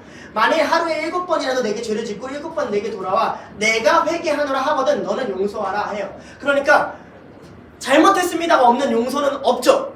회개는 굉장히 중요하니까요. 스스로 그 사람도 죄를 인식시켜주는 건 매우 중요를 해요. 근데 이거예요. 자, 그러면 회개는 용서보다 앞서 있죠. 맞죠? 회개를 해야 용서하니까요. 회개보다 앞서 있는 게 뭘까요? 켜주세요. 용서하고자 하는 마음이 있어야 돼요. 언제 와도, 어느 때 와도, 어떤 상황에 와도. 내가 인생이 바닥이건 컨디션이 쉣이건 뭐건 너가 주님께 돌아온다면 누구든 다시 받아주겠다. 내 모든 관계는 누구의 것이다? 예수의 것이다. 그 마음이 있으면 회개하러 올 때 용서를 하는 거예요. 그리고 용서를 한 다음에 용서를 한 사람이 이제 잘하나 못하나 보자 이러면 카운팅이 들어가잖아요. 그죠? 내가 알려줬는데 너 왜 못해? 이렇게 되는 거잖아요. 용서 안 하는 거거든요. 뭐예요? 다시 실수하면 또 받아줘야지. 또 잘못하면 또 잘못했습니다 해야지. 뭐랑 비슷하냐면요. 아이들은요. 타고나기를 죄인이고요. 악독하고요. 이기적이고요. 자기밖에 몰라요. 전도사님이랑 같이 뛰어놓고 전도사님 목마르니까 물 달라고 하고 전도사님도 물 마시라고 말하는 애가 한 명도 없어요. 이 쌍놈새끼들이. 그럼 난 그때마다 물을 따라줘요. 서로 싸우면요. 자기가 잘못 안 했대요. 서로 나는 그때마다 화해하라고 해요. 알고 있어요. 다음 주에 또 싸울 것을. 또 용서하지 못할 것을. 또 내게 와서 제가 잘못했다고 할 것을. 그럼 저도 알고 있어요. 나는 그 아이들에게 또 화해하라고 말할 것을. 이 아이들은 하나님께 맡겨드린 바는 관계입니다. 여러분 그냥 여러분 포함 여러분 주변 모든 사람을 어린아이로 여기세요. 4살짜리 3살짜리가 와서 또 실수하고 또 실수하는 게 당연하지 않아요? 70번에 7번, 490번, 49,000번, 4억 9만 번 여러분께 와서 잘못한다고 할지라도 그냥 다시 알려주는 거예요. 다시 잘못하고 다시 해야 돼. 다시 가야 돼.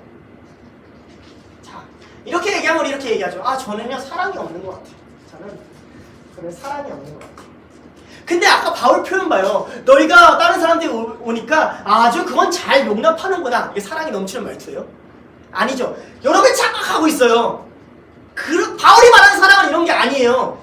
바울이 말하는 사랑은 말씀과 그리스도에 대한 의지예요. 마음은 안 되는데 입은 막 꾹꾹하고 막 글자에도 자기 마음이 막 올라오는데 그러면서 뭐라고 적어요? 사랑할 거야. 다 줄 거야. 괜찮아. 카운팅 안 할 거야. 견딜 거야. 난 괜찮아. 다시 와도 그렇게 할 거야. 나는 의지. 에베소서 4장 23절에 바울은 또 용서에 대해서 이렇게 얘기합니다. 서로 친절하게 여기며 불쌍히 여기고 용서하기를 하나님이 그리스도 안에서 너희를 용서하신 같이 하라. 저는 이 말을 듣고 용서가 뭔지 조금 이해했어요. 제가 초등학교 때 비염이 엄청 심했거든요. 얼마나 심했는지 아침에 일어나면 일단 눈이 다 쌔빼게 터져 있었고요. 눈 주위로 다 알러지가 올라와 있었고 이제 맑은 콧물이 나와요. 문제는 아침에 일어나서 학교 가가지고 1교시나 2교시까지 계속 코를 풀어야 돼요. 그때는 수업도 안 들어오고 애들이랑 얘기도 할 수 없어요. 그냥 찌질이 그 자체. 그러고 계속 코를 풀어야 한 3교시쯤 돼야 멈춰요. 그리고 이제 정신 차리면 점심 먹으러 가야 돼요. 그런 삶을 이제 살았거든요. 그래서 이렇게 생각할 때가 많았어요. 아 진짜 코를 다 도려내버리고 싶다. 여기를 그냥 다 갈아버리고 싶다. 그럴 수 있나요? 나는 알고 있어요. 다음날 일어나면 또 코가 지랄할 것을. 환절기가 돌아오면 더 심하게 지랄할 것을. 네, 한 몸이에요. 너 따로 얘 따로 은혜가 있는 거 없어요. 한 몸은 피할 수가 없어요. 여러분 손가락이 마음에 안 든다고 잘라낼 수가 없어요. 용서는 그런 거예요. 어떡하냐? 내가 비용 가지고 태어났는데 차라리 용서하라. 이 말 무슨 말인지 알겠어요? 차라리 받아들이자. 풀지. 차라리 용서하라. 이 마음을 여러분 아셔야 돼요. 용서가 되는 게 아니에요. 용서밖에 없는 거예요. 그래, 차라리 용서하자. 차라리 받아들이자. 한 몸이지 않냐. 적절한 약을 쓰고 운동하다 보면 그러다 보면 괜찮아지겠지. 어른이 되다 보면 괜찮아지겠지. 다음날 또 지랄할 수 있지. 내 몸이 나중에 늙으면 또 지랄할 수 있지. 어떡하냐. 한 몸인데. 내가 주님의 몸에서 나갈 수가 없는데. 서로 용서하기를 하나님이 그리스도 안에서 너희를 용서하신 같이 하라. 하나님이 그리스도 안에서 너희를 용납하신 같이 하라. 하나님이 그리스도 안에서 너희를 한 몸 되신 것 같이 하라. 이 말이에요. 여러분이 그 사람을 안 본다고 해도 피한다고 해도 여러분이 하나님의 것이라면 여러분이 주님 앞에 나올 때 여러분의 성령님이 여러분 안에서 여러분을 찌르실 거예요. 너 용서하지 못했잖아. 너 마음 안에 죄 쌓아두고 있었잖아. 너 날 똑바로 바라보지 않았잖아. 하나님 나 왜 이렇게 힘들게 하세요? 하나님 말씀하시는 거죠. 너랑 쟤랑은 한 몸이니까. 한 몸을 누구로 비유해요? 부부로 비유하죠. 같이 살아요. 어떻게 해요? 부부가 서로 용서 안 하면 이해가 이제 아주 잘 되실 거예요. 차라리 용서하라. 어떻게 해요? 내가 평생 함께 살기로 선택한 사람인데. 여러분이 착각하는 거예요. 여러분이 아무리 난 저 사람이랑 평생 안 갈 건데 그건 여러분 생각이고요. 하나님이 한 몸 되게 하셨잖아요. 하나님이 둘루스로 부르셨잖아요. 하나님이 교회로 부르셨잖아요. 어쩔 건데요, 여러분들이. 바울이 아는 거예요. 자기가 고린도 교회 세우게 하셨잖아요. 어쩔 건데요. 차라리 용서하자. 이것밖에 해답이 없어요. 차라리 위로하자. 코 나면 풀어주자. 내가 몸이 아프다고 나를 막 가해하고 막 화를 내고 분노해봤자 누구 손해예요? 내 손해구나. 나를 위해서라도, 교회를 위해서라도, 상대방을 위해서라도, 아니 더 나아가 예수님을 위해서라도 다 하나님께 맡기자. 그리스도 안에서 내가 너를 용서하는 거예요. 아름다운 게 아니에요. 용서는 망치질 같은 거예요. 하나님은 우리를 두들겨 펴서 주님의 모양으로 만드는. 용서는 저는 열매라 생각하지 않아요. 사랑이 열매죠. 용서는 사랑을 만드는 망치고 모루예요. 여러분 마음을 이곳에 넣어서 하나님의 형상이 될 때까지 두들겨 패는, 용서해! 용납해! 그래서 이 마음에 사랑이 담길 수 있는 크기를 만드는. 마지막 네 번째인데요. 그런데 하나님의 놀라운 역사가 여기서 시작이 돼요. 여러분 먼저 여러분들이 용서할 줄 알려면 여러분들이 자존심을 굽히고 용서받을 줄 알아야 돼요. 자, 용서 빌 줄 알아야 돼요.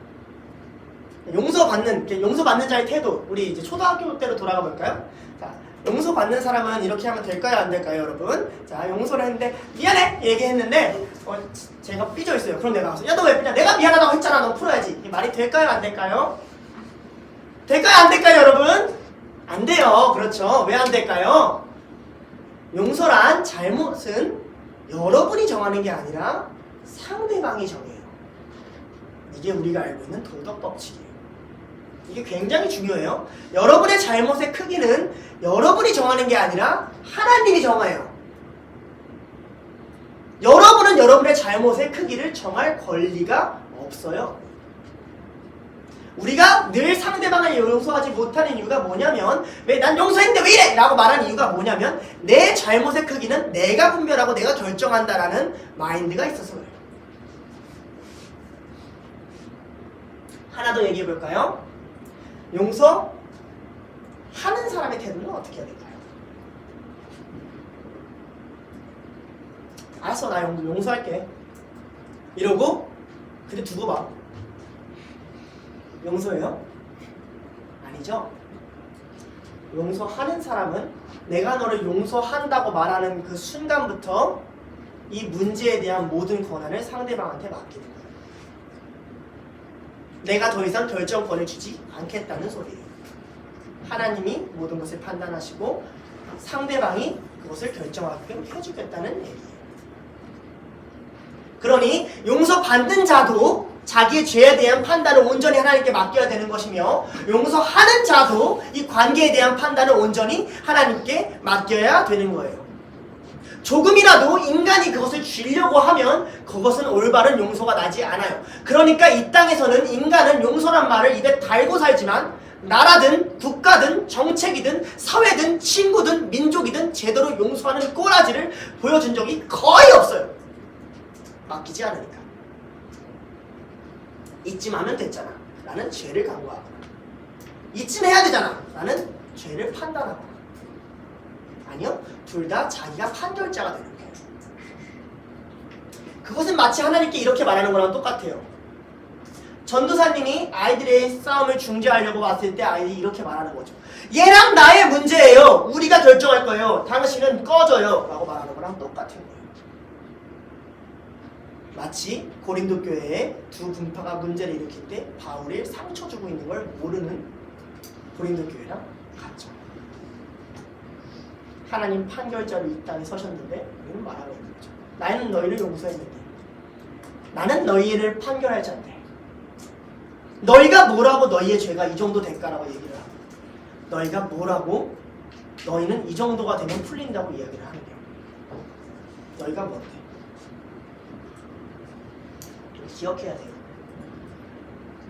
우리는요, 우리가 정죄하는 저 새끼랑 다를 바가 없다는 걸 늘 기억하세요. 여러분은 여러분이 욕하는 그 새끼랑 거의 다를 바가 없다는 걸 늘 기억하세요. 하나님이 조금이라도 여러분을 치시거나 환경을 몰아넣으시면 동일하게 될 수 있다는 걸 늘 기억하세요. 여러분이 갖고 있는 문제 있잖아요. 이 환경에 놓여서 그렇지 다른 환경에 놓은 다음에 하나님이 던져놓으시면 여러분도 똑같이 행동할 수 있다는 걸 기억하세요. 두려워하세요. 바울은 어떻게 너놈의 새끼들이 내 권위를 무너뜨려라고 말하지 않아요. 대신 이렇게 말해요. 7절부터 10절 다시 읽어줄게요. 그런즉 차라리 너희는 차라리 그를 용서하고 위로할 것이니 그가 너무 많은 근심에 잠길까 두려워하노라. 그러므로 너희를 권하노니 사랑을 그들에게 나타내라. 너희가 범사에 순종하는지 그 증거를 알고자 하여 내가 이것을 너희에게 썼노라. 너희가 무슨 일이든지 또 누구를 용서하면 나도 그리하고, 내가 만일 용서할 일이 있으면 용서한 그것은 너희를 위하여 그리스도 앞에서 한 것이니 너희가 누구를 용서하면 나도 용서하고. 이거 뭐랑 비슷하냐면요, 주기도문에 하나님이 하라는 기도랑 똑같아요. 예수님 우리에게 이렇게 기도하라고 하세요. 6장인 마태복음 6장 들어주세요.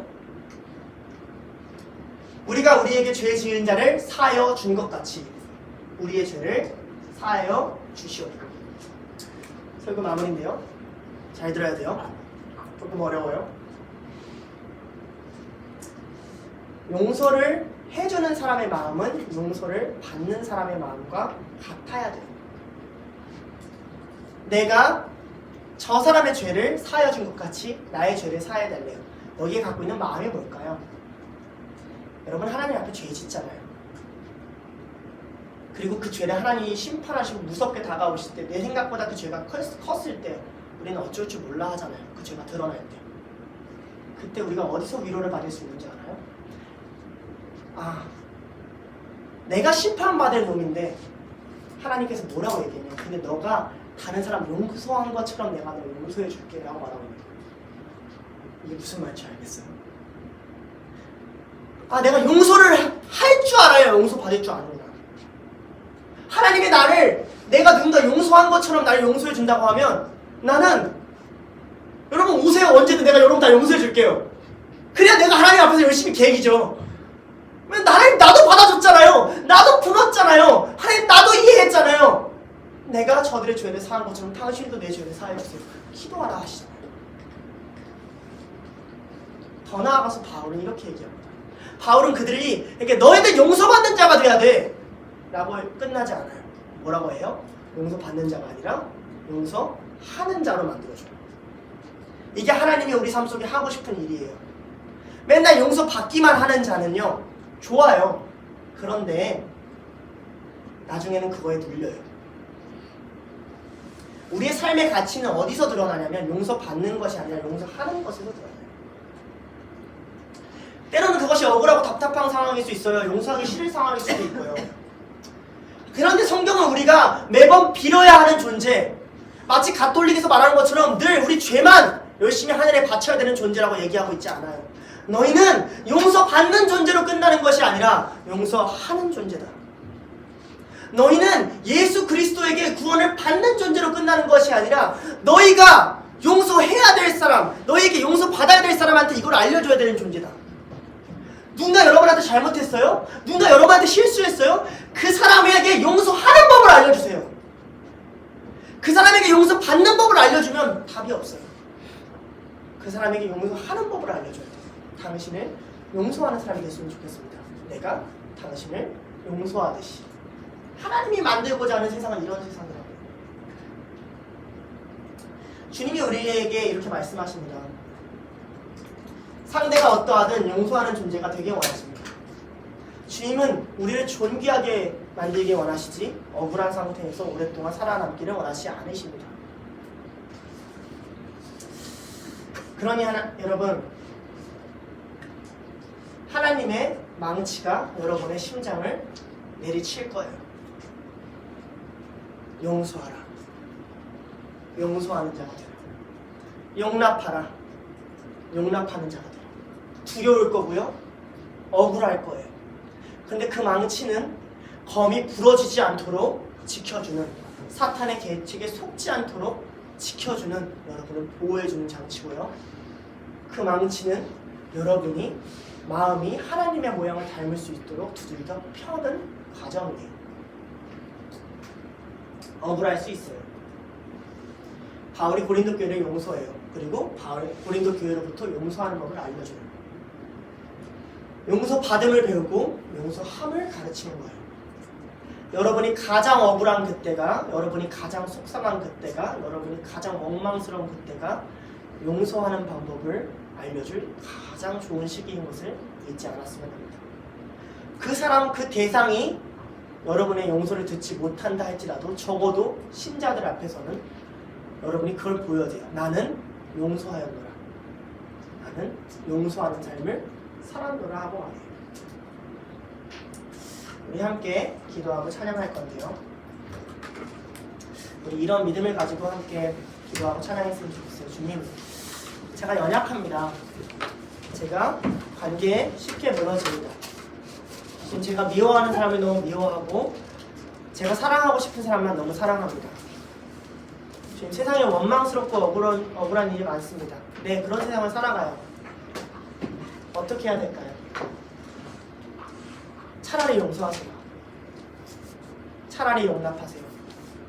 그 길이 아니면 하나님 앞에 나아갈 길이 없어요.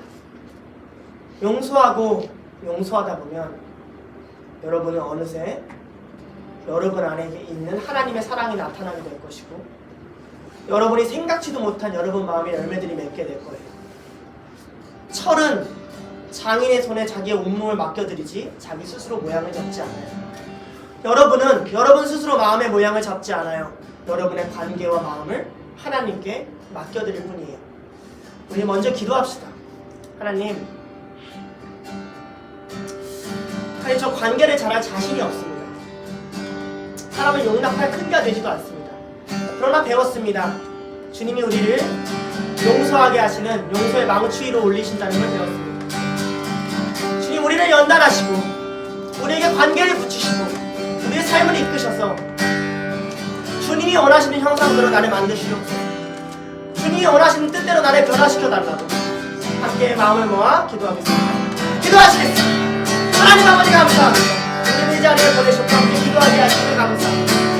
하나님, 우리가 누군가를 용서하고 용납하기 어려운 사람, 나 자신도 용서하고 용납하기 어려운 사람, 주님께 이 모든 관계를 맡겨드립니다. 주님께 이 모든 상황을 맡겨드립니다. 하나님 앞에 나아가게 하시고 하나님 앞에 기도하게 하시고 하나님 앞에 영광을 드릴 수 있는 그런 자들이 될 수 있도록 우리의 생각과 개념 밖에 우리의 마음이 되지 않는다. 주님, 우리를 두들겨 펴주시옵소서. 우리에게 용서할 수 있는 넉넉함을 그 망치질에 허락하여 주시옵소서. 미워하지 않게 하시고 포용하게 하시고 차라리 용서하다는 것이 행복함을 깨닫게 하여 주시옵소서. 우리에게 그런 마음을 하여 주시옵소서.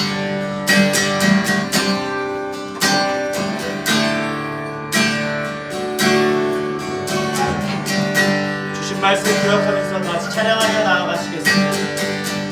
주가 보이신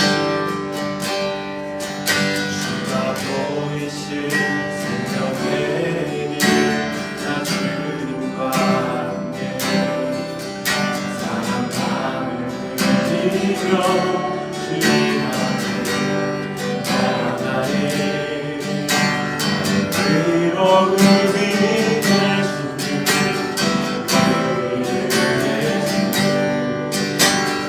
길이 되신 이름 예수. 나의 길 오직 그가 하시나니 나를 달려나신 후에 내가 정금 받지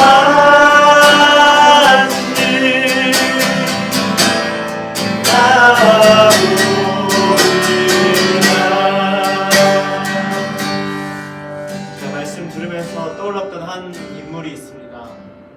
안경선 선교사님이라고 우리 손양한 목사님의 양손자입니다. 손양한 목사님의 두 아들은 모두 아시는 것처럼 안재선이라는 사람에 의해서 총으로 쏴죽음을 당했고, 손양한 목사님은 그 두 아들을 붙들고 하나님 앞에서 이렇게 맹세를 합니다. 하나님, 이 두 아들을 죽인 이 안재선이란 자를 제 양아들로 삼고 용서하겠습니다. 그래서 이 안재선이라는 사람을 양아들로 받아들이고, 나중에 이분의 아들이 안경선 선교사님이 되어서 목사가 되어서 60억안까지 한국에서 목회를 하시다가 어느 날 하나님 앞에 이런 부름을 받습니다.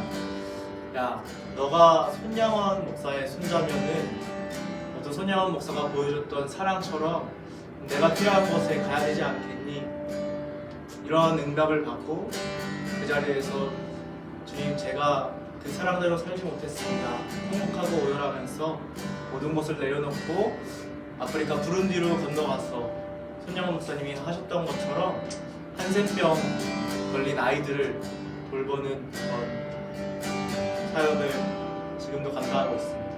자, 그 일들을 떠올리고 예수님에 대한 그 용서를 또 생각하면서 느낀 것은, 용서란 내가 할 수 있는 사람에게 가는 게 아니라 감히 도전조차 할 수 없는, 내가 용서할 자신조차 없는 그런 사람에게 나아가는 것이 용서구나 라는 것을 좀 하나님이 깨닫게 해주셨습니다. 손영원 목사님이 자기 두 아들을 죽인 그 사람을 용서해서 그런 열매를 맺었던 것처럼, 하나님께서 자기 아들을 죽여서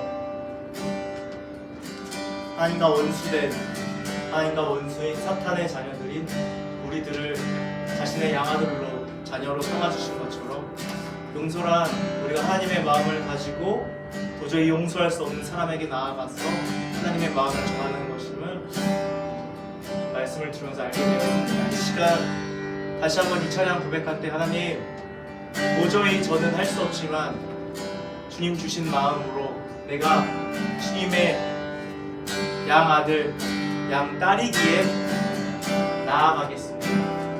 할 수 없어 보여도 주님 주신 마음으로 한번 다가가 보겠습니다 라는 마음으로 주가 보이신 이 생명의 길 다시 한번 찬양하며 나아가도록 하겠습니다.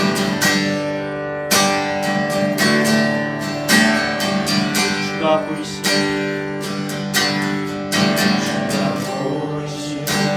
생명의 길, 나 주님과 함께 사랑함을 드리러 주님 앞에 나아가니.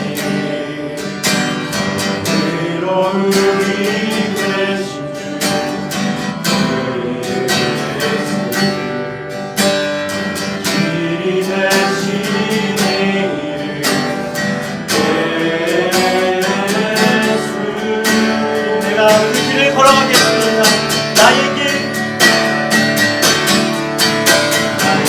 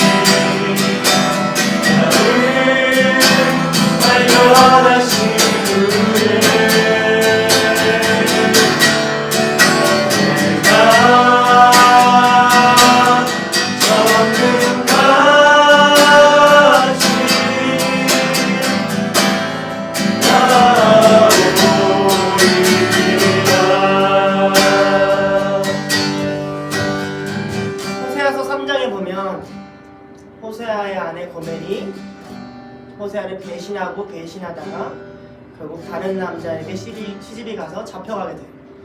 그 아내를 찾아올 때 호세아가 이렇게 말을 합니다. 내가 은 15개와 모리 한 호멜 반으로 나를 위하여 그를 사고 그에게 이르기를 너는 많은 날 동안 나와 함께 지내고 음행하지 말며 다른 남자를 따르지 말라. 나도 너에게 그리하리라. 저는 하나님의 사랑이 이런 거라 생각합니다. 예수님의 프로포즈는 우리가 어디에 가 있든지 너는 많은 날 동안 나와 함께 지내며 음행하지 말라. 내가 너에게 그러하리라. 너가 그 무엇이 있든지 내가 용납하겠다. 그러니 나와 함께 지내자. 나랑 같이 지내자. 그렇게 부르셔서 우리가 이 자리에 모인 줄 압니다. 한 사람 한 사람 그렇게 부르셔서 우리가 이 자리에 모인 줄 압니다. 우리가 그 사랑을 받고 자라야 되는데 자꾸 다른 것들에 집중하다 보니까 너무 많이 하나님의 마음을 놓칩니다. 우리 같이 기도합시다. 주님 마음을 놓쳤습니다. 우리 삶을 싸우다가 눈에 들어 하나님이 어떤 마음인지 바라보지 못했습니다. 내 문제에 매여 있다 보니 당신이 나를 어떻게 구원하셨는지 발견하지 못했습니다. 이제 당신의 부름 앞에 섭니다. 당신과 많은 날 동안 함께하기 원합니다. 당신이 나를 어떻게 용납하셨는지 배우기를 원합니다. 주님 마음 알려달라고 그런 마음으로 함께 마음을 모아 주님 앞에 기도드리겠습니다. 기도하시겠습니다. 하나님 아버지 감사합니다. 우리를 이 자리에 불러주시고 이 자리에 우리 함께 역사하시고 우리 함께 이 자리에 역사하시고 하나님 앞에 나오고 우리가 어떤 상황이든 주님 우리를 용납하셨습니다. 당신 상처받아가면서 주님 우리를 용납하셨습니다. 많은 날 동안 나랑 함께 지내자. 자기를 배신할 수 있는 사람한테 할 수 있는 말이 아닌데 다시 돌아가서 이야기합니다. 많은 날 동안 나랑 함께 지내자. 나를 떠나지 말아라. 그렇게 부름받아 모인 사람들인 걸 믿습니다. 그런 부르심 때문에 우리가 이 자리에 있는 걸 믿습니다. 너네 나랑 영원히 같이 보자. 다시 죄 지을 거 안다. 다시 문제 일으킬 거 안다. 내가 너희를 만들겠다. 많은 날 동안 너희는 나와 함께 거룩하라. 너희는 나와 함께 같이 가자라는 그렇게 말씀하시는 분이구나. 주님의 부르심 앞에 서게 하여 주시옵소서. 주님의 부르심 앞에 서게 하여 주시옵소서. 당신이 나를 용납하듯이 나도 다른 누군가를 용납하게 하여 주시옵소서. 당신이 그를 용납하여 이 자리에 모이소서. 우리가 같이 당신의 마음을 가지고 용납하게 하여 주시옵소서. 주님 우리의 마음을 받아주시옵소서. 아예 우리에게 은혜를 부어주시옵소서. 주님 우리가 용납하지 못합니다. 하나님의 사랑을 알지 못합니다. 우리가 죄를 보지 못했습니다. 바울이 상처받고 있는 것들을 보지 못한 고린도교회처럼 울고 계신 예수님을 발견하지 못한 신앙이 너무 많은 걸 봅니다. 당신이 우리를 용서하기가 가장 어려우셨을 텐데 그건 하찮은 일로 여기는 우리의 죄를 봅니다. 나 정도 배신은 당신에게 아무런 문제가 아니라 어쩌면 나는 그렇게 소중한 존재가 아니기 때문에 당신이 날 쉽게 용납할 수 있을 거라고. 당신의 사랑을 작게 여기고 당신의 노력을 작게 여겨서 나의 죄마저 작게 여기는 하나님 그런 자가로 하나님 우리가 서 있습니다. 하나님 우리를 사랑하기 위해서 얼마나 애쓰셨는지 우리를 사랑하기 위해서 무엇을 보여주셨는지 주님 우리도 그걸 보기 원합니다. 주님 우리도 그걸 발견하기 원합니다. 바울이 이렇게 말합니다. 이러한 사람은 많은 사람에게서 벌받는 것이 마땅하구나. 그런즉 너희는 차라리 그를 용서하고 위로할 것이니 그가 너무 많은 근심에 잠길까 두려워하노라. 그러므로 너희를 권하노니 사랑을 그들에게 나타내라. 너희가 범사에 순종하든지 그 증거를 알고자 하여 내가 이것을 너희에게 썼노라. 여러분 이 말이 응당 바울의 편지의 이야기는 아닙니다. 성경책의 이야기입니다. 하나님이 말씀을 우리에게 왜 기록하셨습니까? 벌을 받아 마땅한 사람들에게 하시는 말씀입니다. 차라리 내가 너희를 용서하겠다. 그런즉 너희도 차라리 그를 용서하라. 그가 너무 많은 근심에 빠질까 하노라. 주님이 우리를 보고 말씀하십니다. 너희가 너무 많은 근심에 빠질까 한다. 너희가 너무 많은 고통 속에 살아갈까 한다. 차라리 용서해라. 사랑을 나타내라. 내가 내가 너희를 구원하겠다. 내가 너희를 만들겠다. 내가 너희를 이끌어주겠다 말씀하십니다. 우리 기도합시다. 주님, 용서할 수 있는 자 되게 하여 주시옵소서. 주님, 누가 와도 용납할 수 있는 자 되게 하여 주시옵소서. 이래서 안 된다, 저래서 안 된다, 내 성격에 맞다 안 맞다 이런 걸로 판단하지 않고 예수님이 나를 용납하듯이 나도 그렇게 용납할 수 있게 하여 주시옵소서. 이러한 마음으로 함께 하나님 이름 부르짖으면서 기도하겠습니다. 주여! 하나님 아버지 감사합니다. 우리 이 자리에 왔습니다. 하나님 기도합니다. 하나님 우리 부족합니다. 하나님 우리 연약합니다. 그러나 주님 앞에 나왔습니다. 주님 앞에 기도합니다. 내가 너희를 위하여 이것을 썼노라. 하나님 성경 말씀을 우리를 위하여 쓰셨습니다. 내가 너희를 위하여 썼노라. 주님, 많은 근심과 마음의 눌림과 목에 조이는 상황과 눈물이 흘리는 상황 가운데도 주님 이 글을 쓰는 바울과 예수 그리스도의 사랑을 우리가 봅니다. 차라리 용서하라. 나는 너희가 근심 속에 있는 걸 보기 원치 않는다. 난 너희가 어려운 가운데 있지 원치 않는다. 난 너희가 서로를 미워하고 박해하고 두려워하고 싫어하고 비하하려고 하고 불편해하려고 하는 그 자리를 원치 않는다. 차라리 용서해라. 하나님, 우리가 우리 자신도 용서하지 못합니다. 우리가 이웃을 용서하지 못할 뿐만 아니라 우리 자신도 사랑받지도 못하고 용서받지도 못합니다. 주님, 용서할 수 있는 자들 되게 하여 주시옵소서. 주님 부르시는 공동체를 알아줄 수 있게 하여 주시옵소서. 주님의 뜻대로 이루시는 공동체 될 수 있게 하여 주시옵소서. 하나님, 우리를 용서받는 자에서 끝나지 아니하시옵소서. 용서하는 자가 되게 부르셨습니다. 용서하는 자가 되었으니 하나님 앞에 용서할 수 있게 하시고 하나님 앞에 하나님 우리 안에 부르시옵소서. 하나님 우리 하나님 우리가 함께하는 모든 시간 가운데 하나님의 마음을 품고 하나님 용서할 수 있는 우리의 마음을 넓혀주시옵소서. 우리의 마음을 들려주시옵소서. 우리의 마음을 두드려 주시옵소서. 우리의 마음을 두드려 펴주시옵소서. 우리의 마음이 당신의 성령의 불꽃 속에서 예수님의 두들길 속에서 당신의 형상을 닮아 나오길 원합니다. 예수님 닮게 하여 주시옵소서. 예수님만큼 영광받게 하여 주시옵소서. 우리의 삶과 우리의 마음을 하나님의 여러분으로 하나님 아버지 감사합니다.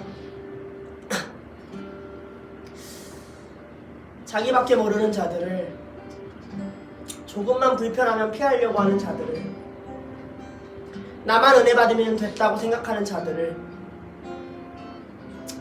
무엇이 아름답다고 무엇이 사랑스럽다고 평생을 같이 가자고 부르셔서 그렇게 상처받으시고 마음에 눌리시고 답답하시면서까지 우리를 부르셨는지 모르겠습니다. 주님의 사랑과 은혜에 감사드립니다. 주님, 자신이 없습니다. 그러나 바울도 본인이 용서할 수 있어서 용서한 것 같지 않습니다. 억울하지만 그리스도 예수 안에 붙들려 용서한 것으로 보입니다. 차라리 용서하자. 차라리 나를 다 내어주자. 누군가 근심하게 살게 않게 하자. 이 고통 속에서 살지 않게 하자. 고통을 느끼면서 바울은 그렇게 생각했던 것 같습니다. 주님, 우리에게도 그런 마음 허락해 주시옵소서. 이 땅을 살다가 보면 우리가 잘못할 일도 너무도 많고 우리를 억울하게 하는 사람도 너무나도 많습니다. 우리에게 조금 넉넉함을 허락해 주시옵소서. 우리로 용납할 수 있는 마음을 주시옵소서. 무엇보다도 둘로스가 서로를 용서하는 공동체가 되게 하여 주시옵소서. 서로를 용납해주고 서로 하나 되어주며 그리스도의 마음으로 불편하고 싫은 것이 있다면 차라리 용납하기를 선택하는, 근심이 있다면 사랑이 나타내기를 선택하는 그런 공동체가 되기를 원합니다. 주님, 예수 그리스도가 우리를 향했던 그 크신 사랑, 그 마음 우리에게도 부어주시옵소서. 주가 부르시는 이 길, 이 둘로스의 길, 이 종의 길, 그 끝에 주님이 두들기시는 대로 살다 보면 언젠간 예수님의 형상을 우리도 가질 것을 믿습니다. 바울은 보지 못했지만 바울을 보면서 우리가 예수님을 보듯이 누군가 우리를 보면서 예수님이 저러하셨겠구나 깨닫는 순간이 올 것을 믿습니다. 우리의 신앙을, 우리의 인생을 평생 함께 하시고 한순간도 놓지 않으시는 예수님께 맡겨드립니다. 우리의 모든 관계를 당신께 맡겨드립니다. 당신이 인치시고 인도하여 주시옵소서. 당신이 보호하여 주시옵소서. 감사드리며 예수님의 이름으로 기도드립니다.